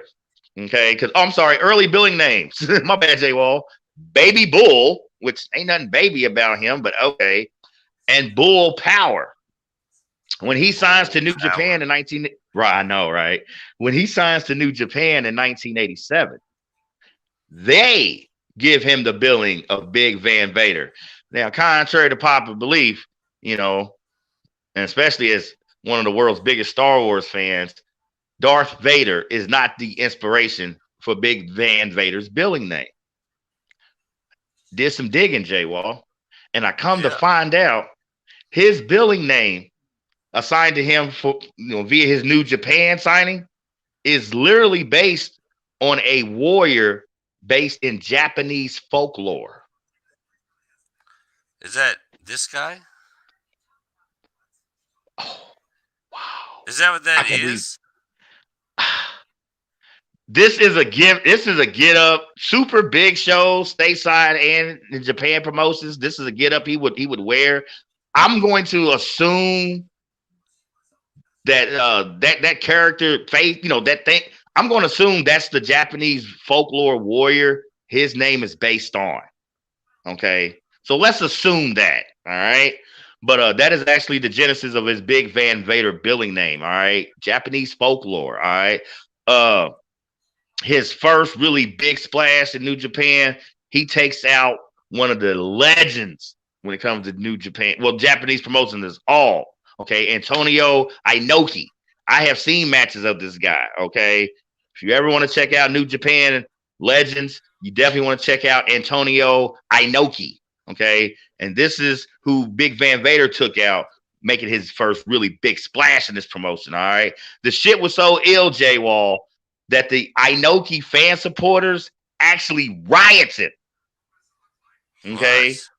Yes. The venue this event was held at was known as the Sumo Hall. Okay. New Japan Wrestling were banned from billing events at the Sumo Hall for over a year due to this riot. Okay. They actually could not bill again at the Sumo Hall until February of 1989. And with that,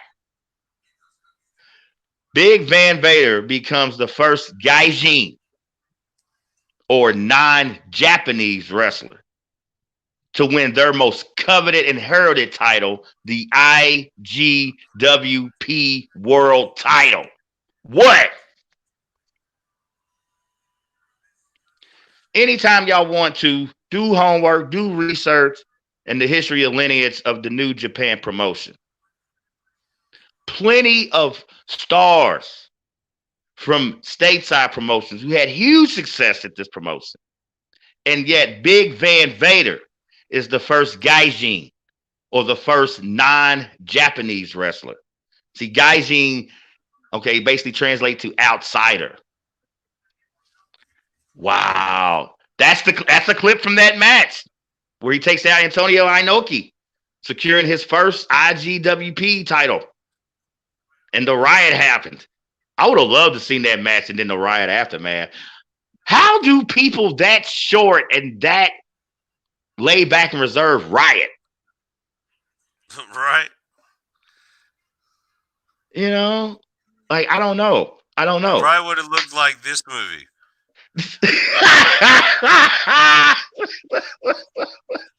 Yeah. One of the Okay. scenes from the street.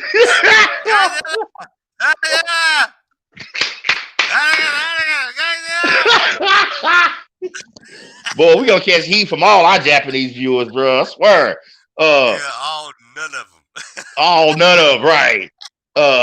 February 1990, another big highlight as far as New Japan and Big Van Vader. Once again, reference the Tokyo Dome. This was an All Japan, New Japan cross promotion show. So the two biggest companies in Japan do a cross promotion show. The Tokyo Dome. It's sick.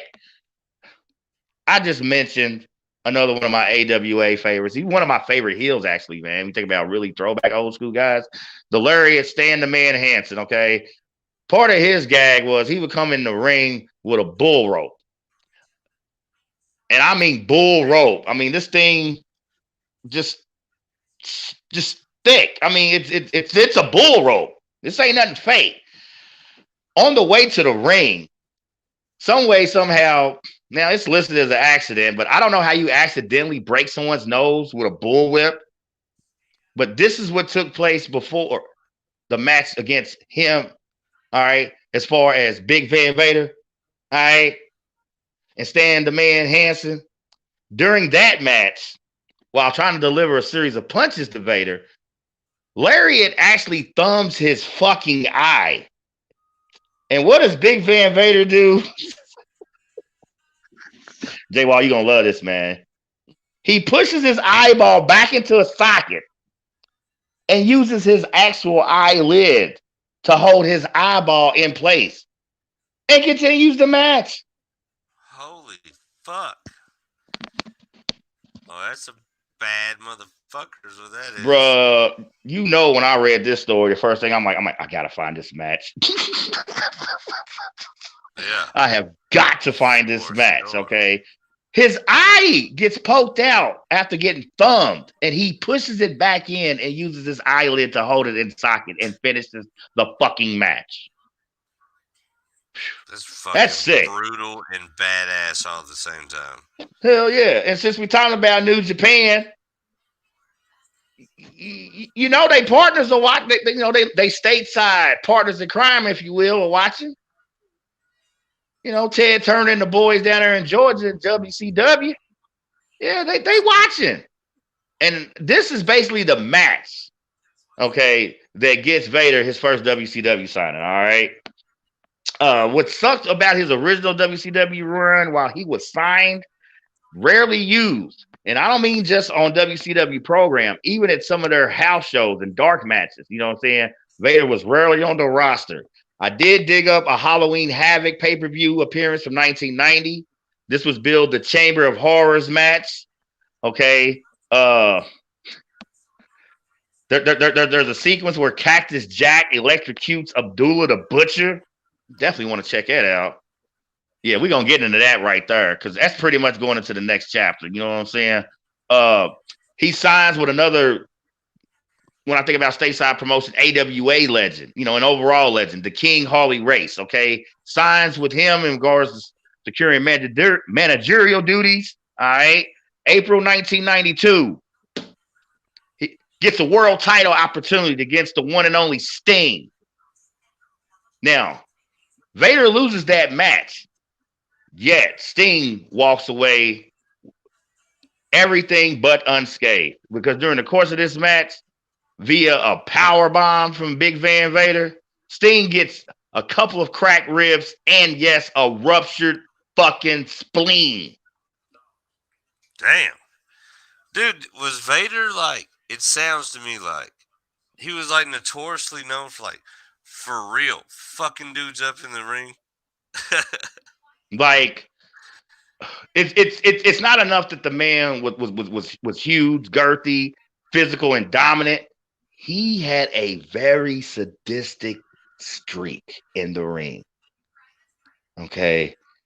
There are countless matches if you watch Big Van Vader, and you gotta scratch your head, and it's like, okay, how much of this is the opponent selling, and how much of this is just the opponent taking it? You understand what I'm saying, Jay Wall? Yeah. Yeah. Vader was a sadistic motherfucker. Okay, if there ain't another, if cracking ribs and busting the spleen of Sting isn't enough, okay. Well, quick side note. 3 weeks later after that match, he does get a rematch, with Sting.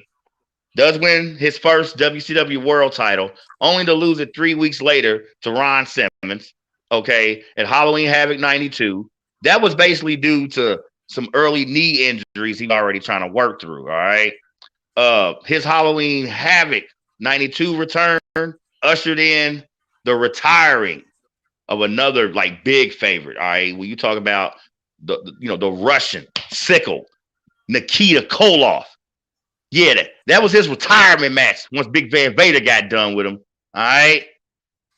You brought up that banner of that Cactus Jack Vader. Yeah, bring that up.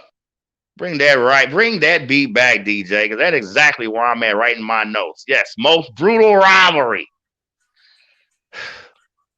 Y'all know Cactus Jack. Y'all know the three faces of Foley. Y'all know his pedigree when it comes to stateside. And if you really know Foley's story, you know his professional pedigree in the Japanese promotions.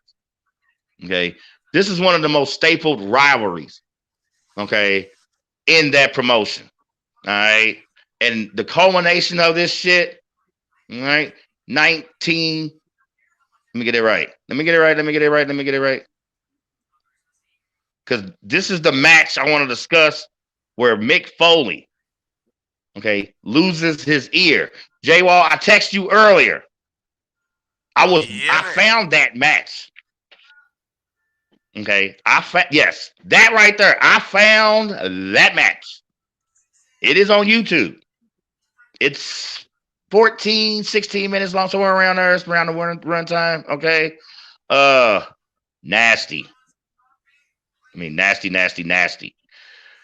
During the course of that match, as Vader had thrown Foley into the ropes, and Foley's supposed to sell a bump. The bump he's supposed to sell is him, going over the top of the ropes and outside the ring. Well, his head gets trapped in the ring ropes. Okay. That's what starts the tearing of Foley's ear. All right. The referee has to assist Foley in getting his head untangled out of those ropes. Now, by this time, there's already a chunk of Foley's ear in the ring. All right. Now, a lot of people have misconstrued this story and said that Vader ripped off Foley's ear, you know what I'm saying, as a sign of viciousness or whatever. But it was basically just residual damage. He was basically trying to do Foley a favor. I watched the interview today of Big Van Vader telling the story of that match, and that was basically the gist of it. So it's like, I'm trying to look out for you because, half your year's already gone already. I'm trying to get the other half. Yeah, legitimately. You know what I'm saying? So that match there, bro. I might as well just get rid of it for you. Yeah, and that's the origins or the backstory on Mick Foley and the cauliflower ear, courtesy of a brutal match with Big Van Vader. All right, y'all. Excuse me. Oh, wow. That was, you flash forward, Vader's back. See those clubbing blows? Y'all see that? Dude. And then with those, as big and powerful he is, and then he's got those gloves on too. Vader's brawler set, especially that standing turnbuckles, those shots, man, and he would do it to the body too. So I don't know if Vader had a legitimate boxing background or not, but man, like I said, he could just lay into you when he's in his brawler set. All right. Another Cactus Jack Vader highlight. WCW Saturday night. Him and Foley or their beef is overseas, man. Okay. During a match, he power bombs Mick Foley, who, bang, bang, under his Cactus Jack building on the concrete. Foley suffers a concussion and temporarily loses feeling in his left leg and left hand. So that's like some temporary paralysis, basically? Or numbness? When you can't feel it, it's numbness, right? J-Wall? Yeah. Hello. Yeah, for sure. Numbness or paralysis, I think. I think paralysis makes you go numb too, actually. But yeah, nevertheless. Okay. All right. After that, he starts a beef with Flair and the Horsemen. I know y'all heard the story as far as WCW on a England tour, and Psycho Sid Vicious and AA Arn Anderson get into a locker room beef, resulting in Arn Anderson stabbing Sid Vicious. Okay. So due to that, Ric Flair is replaced, okay, for the title match. And of course, Ric Flair does secure the WCW World Heavyweight Championship.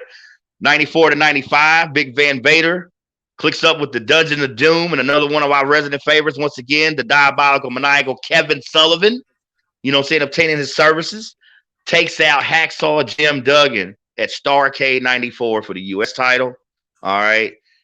Loses a world title match against Hulk Hogan at Bash at the Beach of that same year. All right.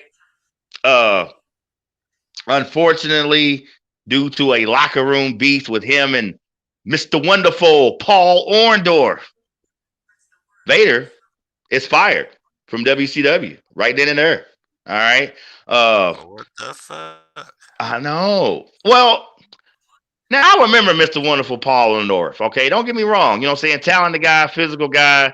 Had a mean pile driver for a finisher. Okay, you can't hardly sell him beating Vader in the ring. So I know in a locker room, yeah, bro. I know Paul Orndorff took that L. I know he took that L. I mean, look at this man, y'all. Like this is a cold bitch. Right. This is a behemoth. Finally, now part of his national push now is 1996, and our favorite resident CEO Vince McMahon making that phone call, okay, to Big Van Vader. He is part of what is known as Camp Cornette. All right, ran by another Managing Mayhem alumni, okay, Jim Cornette. By this time, he is billed as the man they called Vader, which I think just brings another level of mystique, you know what I'm saying, to his character. When you talk about switching from Big Van Vader to the man they call Vader, now it's just Vader, all right? Quick side note, J-Wall, as far as his WWF billing, guess what Vince McMahon wanted Vader to be billed as? What? You sure you're ready? Yes. I got a really good one. All right, here it comes. The Mastodon. What? Yeah. And you think about 96, 97, that was what? 2 movies into the second. We talk about the first Jurassic Park trilogy, right?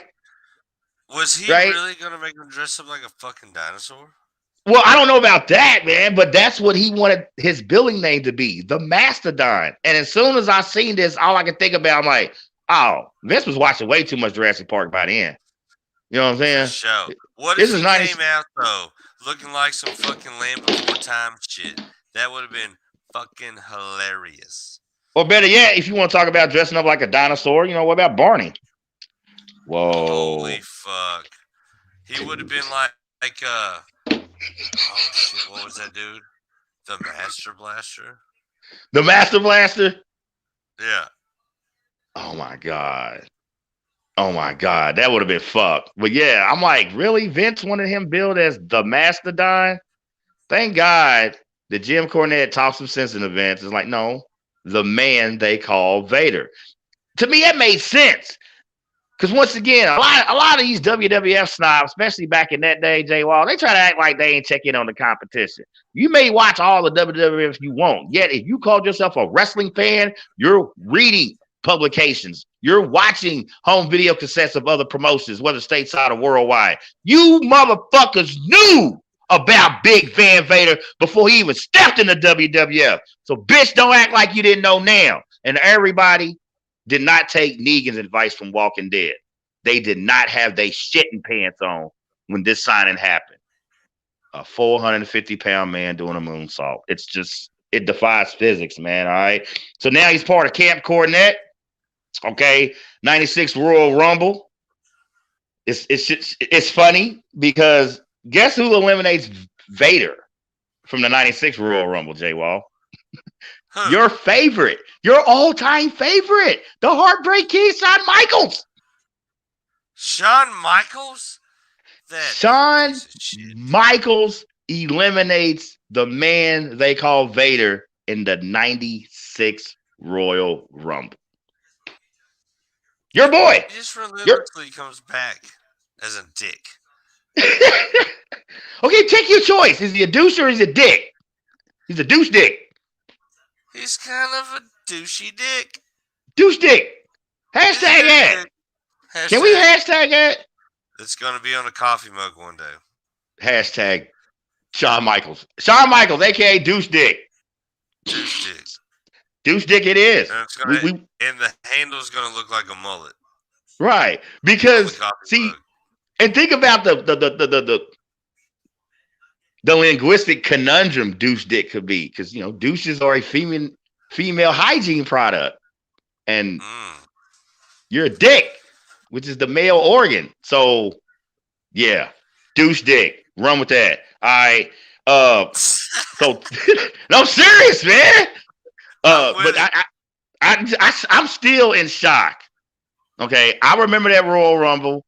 I remember seeing that elimination, and so with bringing that fact up back in the homework, you know, it's still almost like, I know it's 2021, and I still can't. 25 years later, I still can't believe it. Of all people, you know, a man that big, real Shawn Michaels. You could have at least somebody like Diesel or somebody. You know what I mean? Shawn Michaels. Anybody. Honestly, anybody. Right. After that, Vader goes on a tear. He actually comes back later on in the match and just clears house of several wrestlers, okay? Then WWF president and former legend Gorilla Monsoon, okay, after he asked Vader to just chill with his tirade and his rampage, what does Gorilla Monsoon get for his motherfucking efforts? A fucking power bomb right through a fucking table. You know, it's always a good idea when you're kicked out of the Royal Rumble by Shawn Michaels to come back and kick the shit out of a bunch of other wrestlers and power bomb the WWF president through a table. I mean, I think that's an appropriate response. I mean that's. It seems like honestly, it seems like the most responsible way to handle it. Right. You know? Like for real. You know, I mean, you know, hey, Shawn Michaels put me out. Y'all scripted this shit for Shawn Michaels to put me out the Royal Rumble. Oh, I'm coming back to kick some asses. And the last ass that got kicked was Gorilla Monsoon through a fucking table. All right. So there it is. That's what they said. Man, that shit was just, bruh. I dig that one up, J Wall. We talk about some video you want to watch, okay? Yeah. Dig that one up. You're gonna have a fucking field day with that shit. I'm telling you, man. It is fucking hilarious. Gorilla Monsoon, even after retiring, Gorilla Monsoon was no small guy. Okay, so you think about the power and the girth and the strength for someone like Vader to have to power bomb Gorilla Monsoon. Oh man, all good. Okay, things go dark. Unfortunately, once again, as with a lot of these stories, you know what I'm saying? You know, had a beef with Yokozuna for a little while. All right. Owen Hart, the British Bulldog, Jake the Snake Roberts, Ahmed Johnson. As far as a series of 6-man tag matches, okay. And a singles match versus The Undertaker at Royal Rumble 97. All right. He actually wins that match with an assist from Paul Bearer. This is when Paul Bearer had turned on The Undertaker. All right. What's funny is though, he loses next match to the Undertaker at the In Your House pay-per-view. All right. Eventually he goes on with Beast with Goldust, another one of your favorites. All right. He was actually eliminated by Goldust in the 98 Royal Rumble. And even more, I don't know, fucked up. Eliminated? So yes, you got eliminated by Shawn Michaels and Goldust. What right, the but fuck? Do you want to hear the most fucked up part about his 98 Royal Rumble elimination? More fucked up than it was Goldust? Well, it adds to the fucked upness as far as Goldust eliminating him. Let's hear it. He was out of the 1 through 30. Big Van Vader was the 30th man in the Royal Rumble that year. Son of a bitch. Last man. Definitely wasn't the last man standing, but you're the last guy. Honestly, you would think that would mean he could just go in and clean house. Right. But then you get knocked out by fucking Goldust. Right. Okay. So flash forward, it's still 1998. Gets in a nice little summertime beef with Kane. Okay, which culminates at a pay-per-view match at No Way Out of that same year, 1998. Okay, at Unforgiven, 1998. Okay, after a little brief hiatus. Yeah, that's a lot of meat. I mean, Kane was no small fry. This is Kane when he was still that 320 to 325 mark. Okay. So definitely no small fry. Yet, I mean, Vader's still going to outweigh him by like what, Jay Walsh? Like what, 100 plus pounds still? Yeah. But with Kane though, man, with the height and the reach though, I mean that's a heavy matchup. You know what I'm saying? He comes back Unforgiven 98. Okay, his return actually took place during an Inferno match between Kane and the Undertaker. All right. Kane actually tries to leave the ring, sees Vader. Vader beats the fucking shit out of him, literally forcing Kane to go back actually into the actual match, of course, succumbing to the Dark One himself, the Undertaker. All right. Here's where it really, really, really just went downhill. You know what I'm saying? Okay. As part of that match, the stipulation was a mask versus mask. And Vader losing. Now, keep in mind, this is a pay-per-view. This is during WWF's Attitude Era. So they're trying to be edgier on air with content, language, all that shit. Okay. During his post-loss interview with that piece of fucking shit, Michael Cole. All right. Vader literally looks in the camera and says, I made the biggest mistake of my life. It's no longer Vader time. And I'm just a big fat piece of shit. Damn, that's what he said on camera? Verbatim, bruh. Holy shit. All right. I feel like I remember this match, particularly when I think about 98. Oh my God. That could have been a really nice unholy trinity when you talk about Kane, Undertaker, and Vader. You know what I'm saying? Like, dude, could you imagine them three like as a fucking conglomerate? That would have been nuts. Well, as a conglomerate, yeah, but what I'm saying is, as far as versus, like that should have been like a triple threat Hell in a Cell match at some point, dude, or a triple threat Inferno match, or what's another gimmick match between Vader, Bam Bam, Taker, and Kane. Like a tag team cage match, or like a 4-way dance. A 4-way dance. Every man for himself. I think about the possibility of Big Van Vader, Bam Bam Bigelow, Kane, and the Phenom in a 4-way dance cage match. See, that's what I'm saying. That would be nuts. Yeah, it would have had to been a specialty match. You know what I'm saying? That's why I was like, okay, Kane, Undertaker, Vader. Ooh, triple threat Hell in a Cell, or triple threat Inferno match. What's another signature Taker match? Oh, triple threat casket match.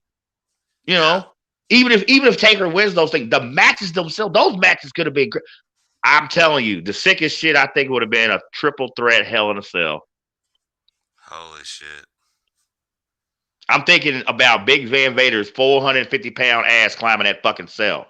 I'm thinking about that visually already. I mean, why do we see this and Vince couldn't?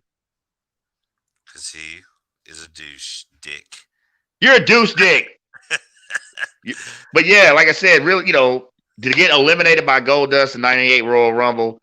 Flash forward, like I said, that beef with Kane, which ends in a mass versus mass stipulation, which he loses. He is still actually under contract, though. All right. He was able to secure an early release. He negotiated that. I would love to hear that conversation between him and Vince. Okay. Returns to New Japan from '98 to 2000. Basically worked indie circuits after that from 04 to 07. He then retired to coach high school football. Damn, for real? That's great. Yes. All right. He actually power bombing fucking soccer moms in the stands. Like, fuck you, Karen. Bow. You fucking Karen. Bow. Later time, bitch. I can see it. Your son's not playing. He's awful. He's gonna sit on the bench all year. Yeah, he sucks. Your son is butt. You know what I'm saying? But so like I said, retired in 07 for a stint in coaching high school football. Give me one quick second to sift through my notes so I can finish this segment up on a positive fashion. Aha, here we go. Part of his WWF run, Jay Wild, you remember when they started doing the shows over at Kuwait in the Middle East? Okay, as far as the WWF, I don't know if you remember. This is before what was that? This is right after that, I guess, second Gulf War or whatever. But anyway, I kind of feel like vaguely. Somewhat. I feel like I remember the ads for it. Well, check this shit out. During that 97 tour, they're in Kuwait, all right? And the day after doing a show, they are on Kuwaiti TV. And I say they because it's Big Van Vader and The Undertaker doing this interview for Kuwaiti TV. And the interviewer asked the question that every professional wrestler hates. Is wrestling fake? Before The Undertaker gets a letter, let alone a word out, Vader snatches this motherfucker up by the tie and looks him right in the eye and says, is there any fucking thing fake about this? And there you go. Well, you got a 400-something-pound Goliath squeezing you by the neck. Does it feel real? I mean, I'm picturing him snatching this motherfucker up literally by his tie. Like, by the tie. Like, fucker. You know what I mean?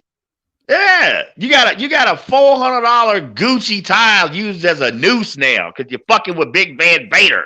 All right. Due to that incident, Vader is actually detained for a few weeks, okay?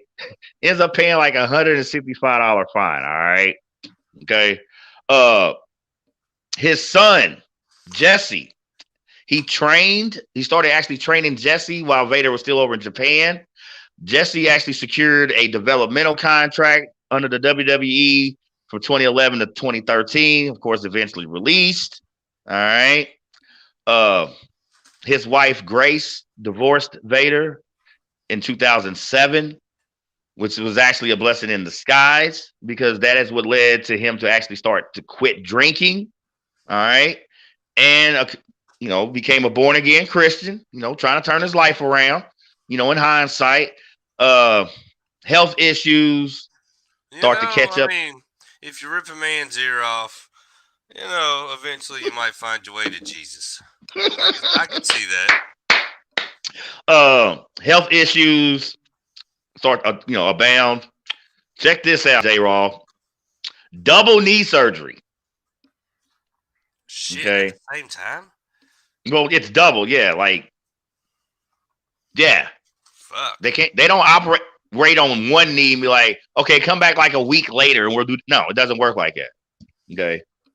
So a simultaneous double knee surgery, that actually caused an infection. Okay. Vader was bedridden for 6 months. Okay. All right. Damn.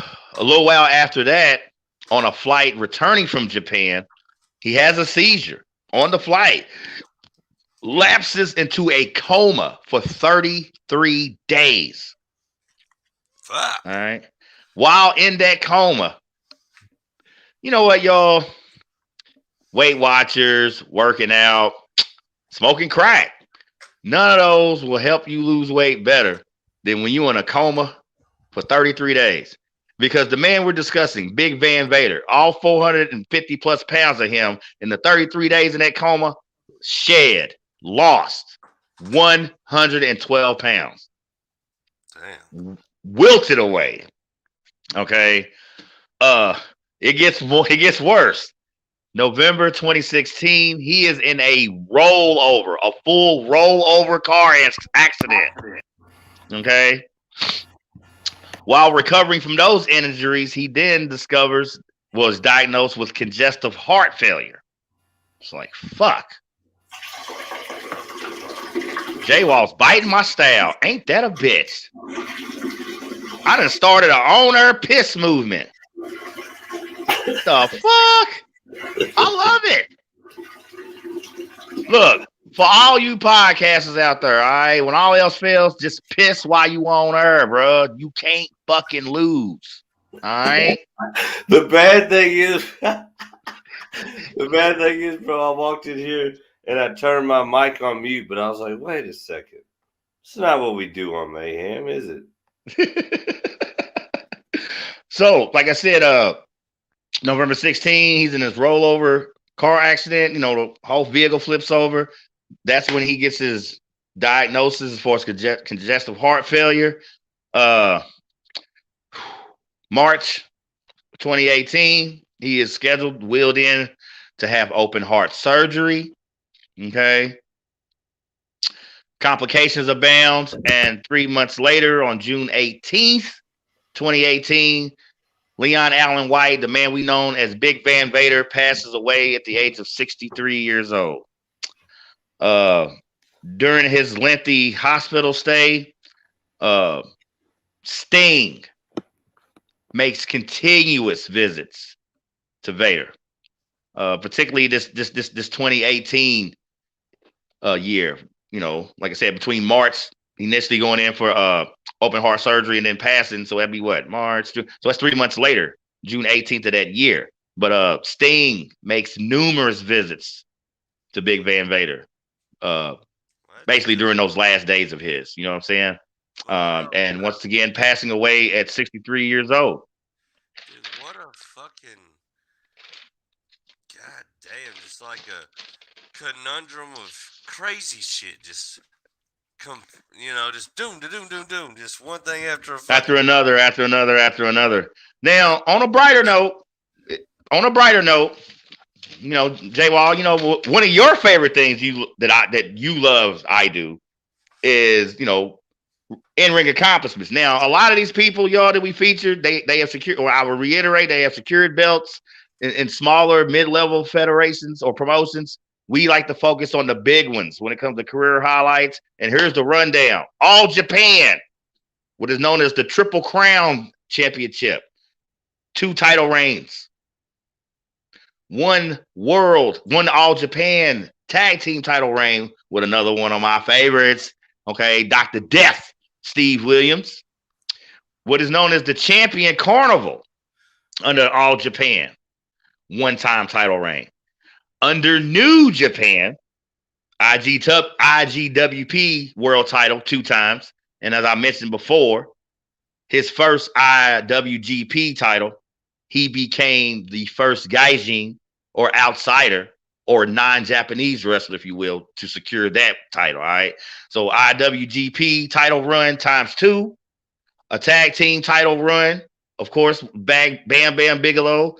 That was a tag title reign under New Japan. All right. WCW,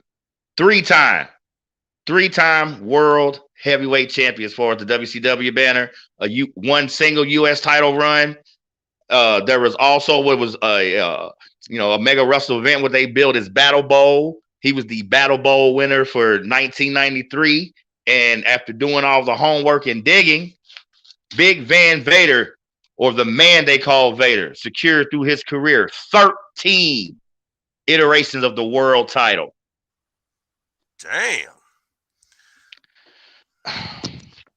I got no problem saying it. I'm sorry. Go ahead, Jay. I'll get your word in real quick. My bad. No, I'm just saying that's a bad motherfucker, man. Honestly, that's why I love it when you do all those accolades. When you think about it and you run them all down, it's like, dude, he's actually like fucking spectacular. Like when you look at the TV, they always want to talk about, Andre, and I love Andre. Yeah. And then they want to talk about Hulk Hogan. Your boy. HBK. Your boy. Stone Cold, The Rock. But Stone Cold's your guy for real, like real talk. That's your dude for real. But you know what I mean? These are like household names. But like, dude, like fucking for all the accolades some of these dudes have that you talk about, dude, they should be talked about. They should be upheld way higher in the conversation. Well, unlike under the U-Ho banner, we are more open to discuss politics in some varieties on this platform. Yes, that's fucking Lily. We can let it fly out here, baby. There will be, viewers will get sick at some point. All right, as far as watching this platform, how many times politics will come into play? If we was to mention it, okay, that's how prevalent it was. You got the politics, you got the backstabbing. You know what I'm saying? An interesting tidbit I left out as far as Bam Bam Bigelow's story. As far as his WWF push, he was getting a lot of flack from roster guys, and it's like, okay, roster guys, it's the company that giving him the push. You're cussing out and getting mad at the wrong motherfucker. Yeah. Y'all need to go run that bullshit to Vince, but we know y'all hoes wasn't gonna do it. That's why y'all mid-card. That's why y'all jobbers. You know what I'm saying? Okay. But yeah, when you talk about the lack of I love how you phrase that, J Wall, household recognition. When it comes to Big Van Vader. Anytime you watch anything on like regular random cable TV, it's always a number of like 5 or 6 wrestlers that are always like they go to, they get the interviews, they get the the TV spots. But it's like, dude, when you talk about the legends and like the accolades that a lot of these guys have had that we've already spoken about, like, dude, it shouldn't have been a pick of 5 or 6 dudes or 10 or whatever. Like, dude, right. There should have been a fucking laundry list of dudes that could have got fucking shit from other places. You know what I mean? Vader died in 2018. Right. When's the last time you seen him get any like mainstream recognition? But for all his accolades, dude, he should be right up there with Ric Flair or anybody else. I've always felt that, 1, because of his size, and 2, because of his at least in ring, because I've watched a couple of interviews with Vader. You know what I'm saying? Like I told you earlier, I watched the interview on a podcast he did a few years back where he's telling the story of Foley in his ear, and it's all like talking. I didn't recognize him because I'm used to Vader time. Vader time. He's the most soft-spoken, coolest, laid-back. You know what I'm saying? Yeah. But what frustrates me about his 13 world title reigns, okay, stateside. Now, 3 WCW world title reigns, and yet not 1 WWF title reign. I'm telling you, Vince.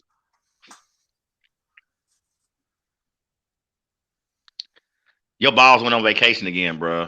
Your balls got so much fucking frequent flying mileage. Okay, it is fucking retarded. You know what's crazy? What's that? Go ahead. Growing up and watching Vince, I felt like he seemed like the douchey boss, but I felt like too that was kind of more of a character that he was playing.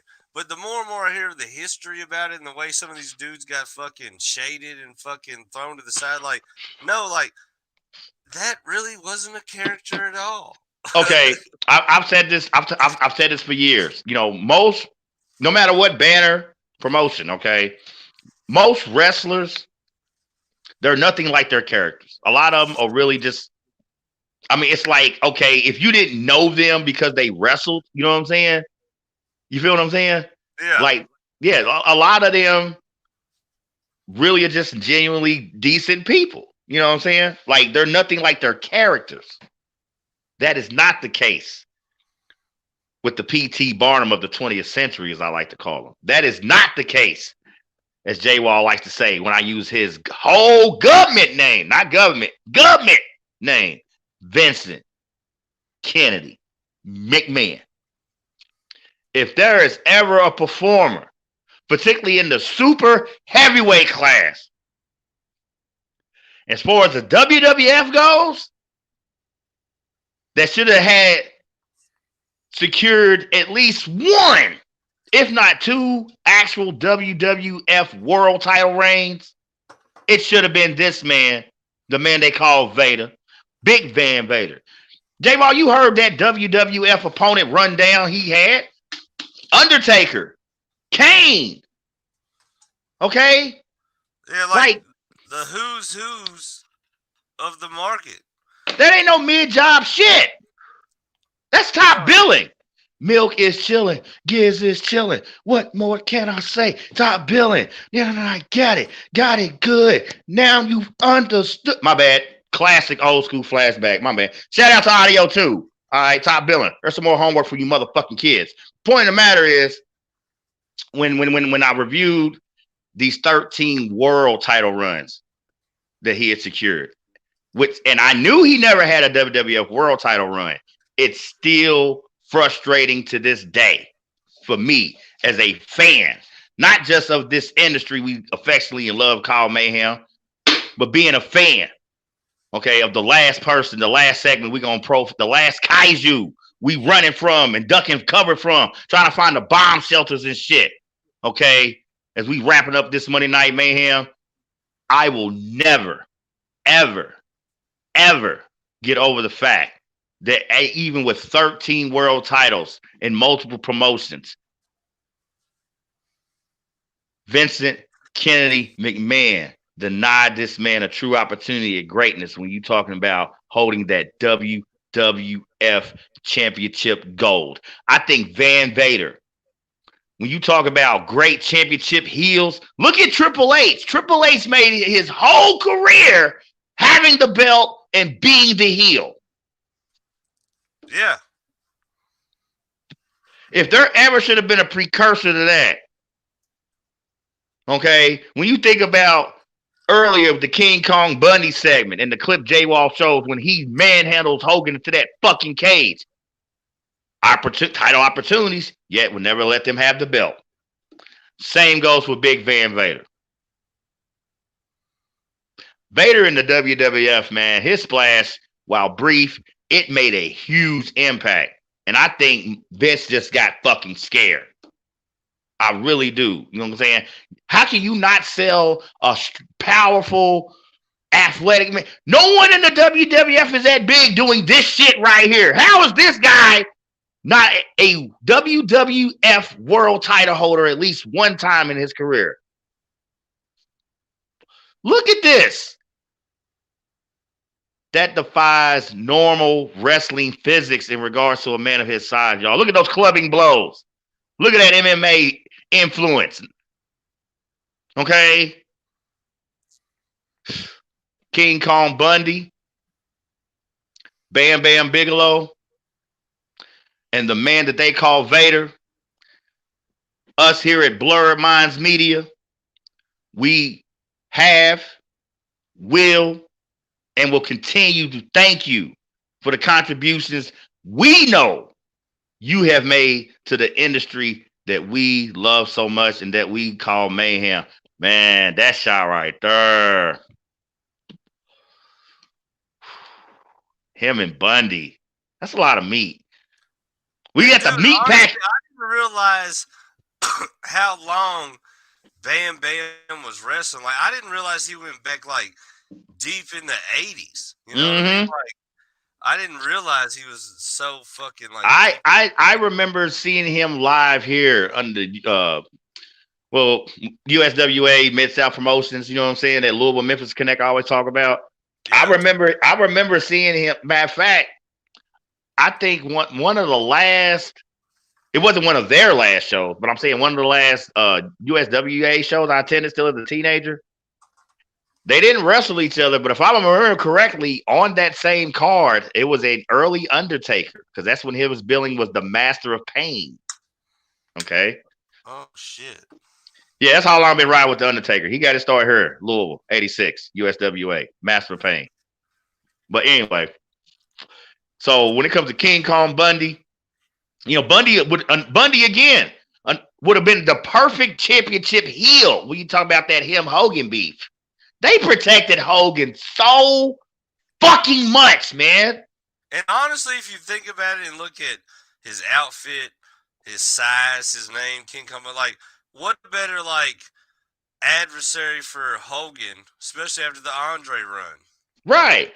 And, dude, name me, how many people can we name when you talk about Hogan's heyday, that WWF heyday, yellow ketchup and mustard Hogan? How many guys can we name that could pick up Hogan and slam him into a fucking cage like it wasn't shit? Walked him like a baby. Like a baby. See, this is where I will always say Vince's balls went on vacation, man. You can't sell great faces without great heels. And those heels, you really want to put those heels, you really want to piss those fans off when it comes to your top heels. Those heels not only deserve and need championship opportunities, those heels need and deserve actual championship reigns. Facts. Give them the Big belt. Bad and Dangerous, BBD, between New Japan and a WCW run. I mean, 2 kilo kaiju, baby. That's a lot of meat. We at the meat packing plant tonight, man. Okay, that's the original king, the true king of the kaiju. That right there. I want to say, man, I'm thinking that's from an actual Starrcade match, which is WCW pay-per-view. That's their wrestle. That's a pretty menacing fucking look. And then think about that look is menacing, and then when you think about how the size of the person that's wearing it. Yeah. Okay, like if fucking, I don't know, Tito Santana or somebody came in with that shit on. You know what I'm saying?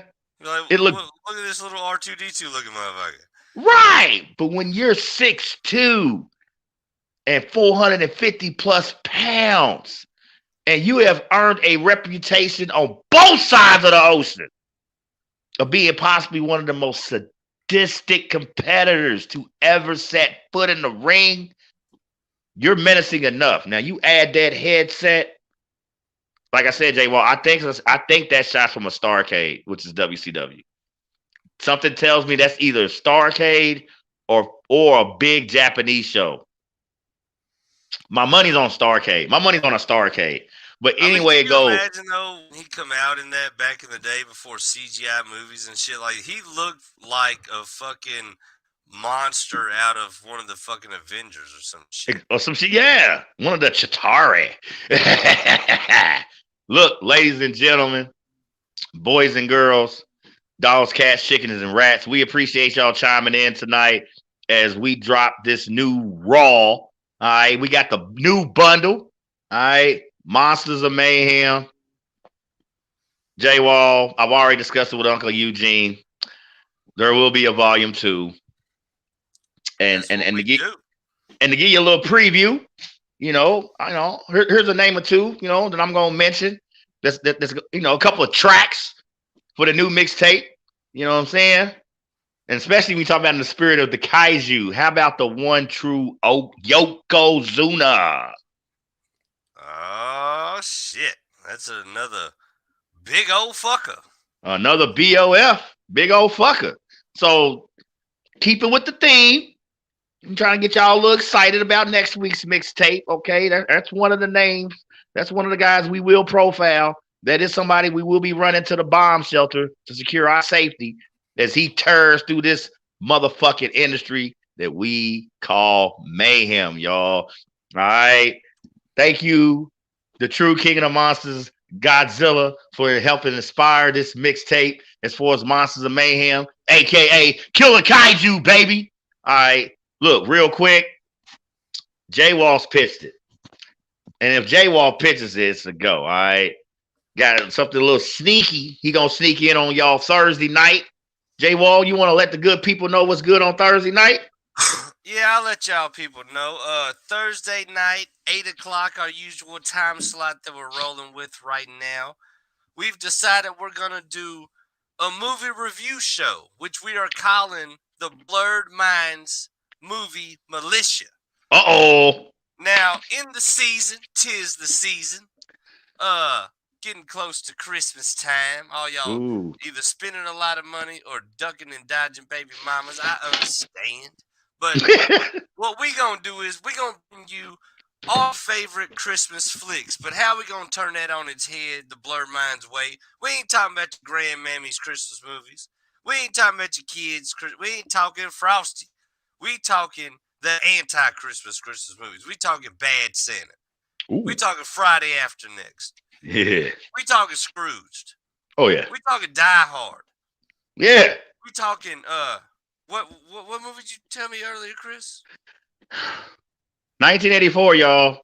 It's Gremlins. Gremlins. I always wanted my own Gizmo as a child. Myself. Yeah. Yeah. The closest thing I got was a gerbil and his punk ass died.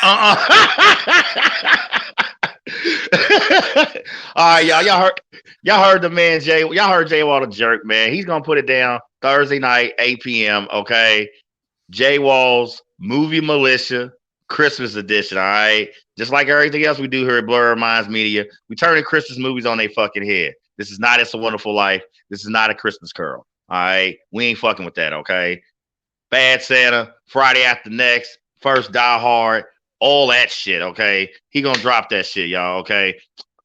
Last but not least, real quick, another edition this Sunday, 8 p.m., rolling out the regular time. We talking about Big E and Shop Talk Sports. If y'all caught last night, y'all see I took a beating. You know, it is not uncomfortable getting gangbanged, all right? I'm telling you, man. It's not a good feeling.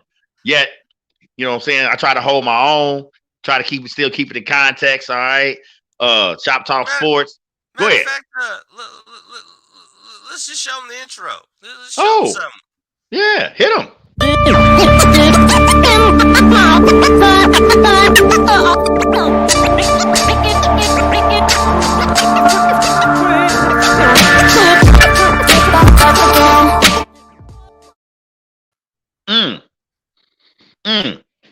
Bop to that. Bop to that. New track we featuring over the intro of Big E Shop Talk Sports.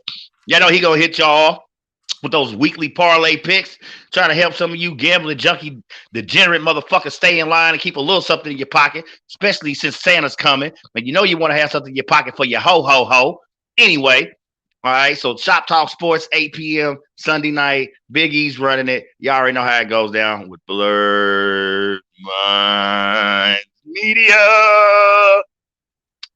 It's only a few days before Christmas, and we still the new faction, J Wall. What the fuck?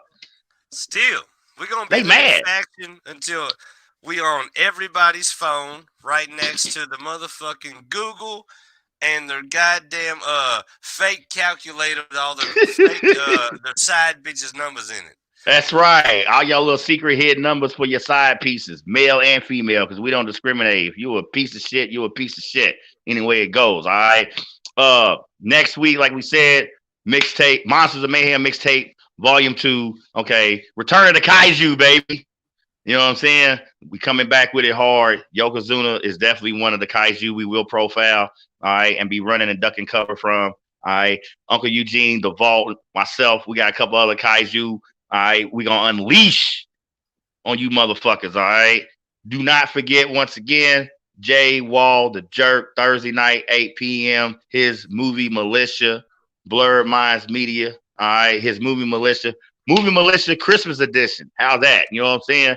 We turning Christmas on its fucking head as far as Christmas cinematic classics, quote unquote. You know what I mean? It's kind of like I'm gonna drink a lot of spiked eggnog. Yeah. I'm gonna smoke a lot of mistletoe, and we just gonna talk about these motherfucking classic anti-Christmas movies. Oh, J Wall gave me some good news today. I'm gonna leak it.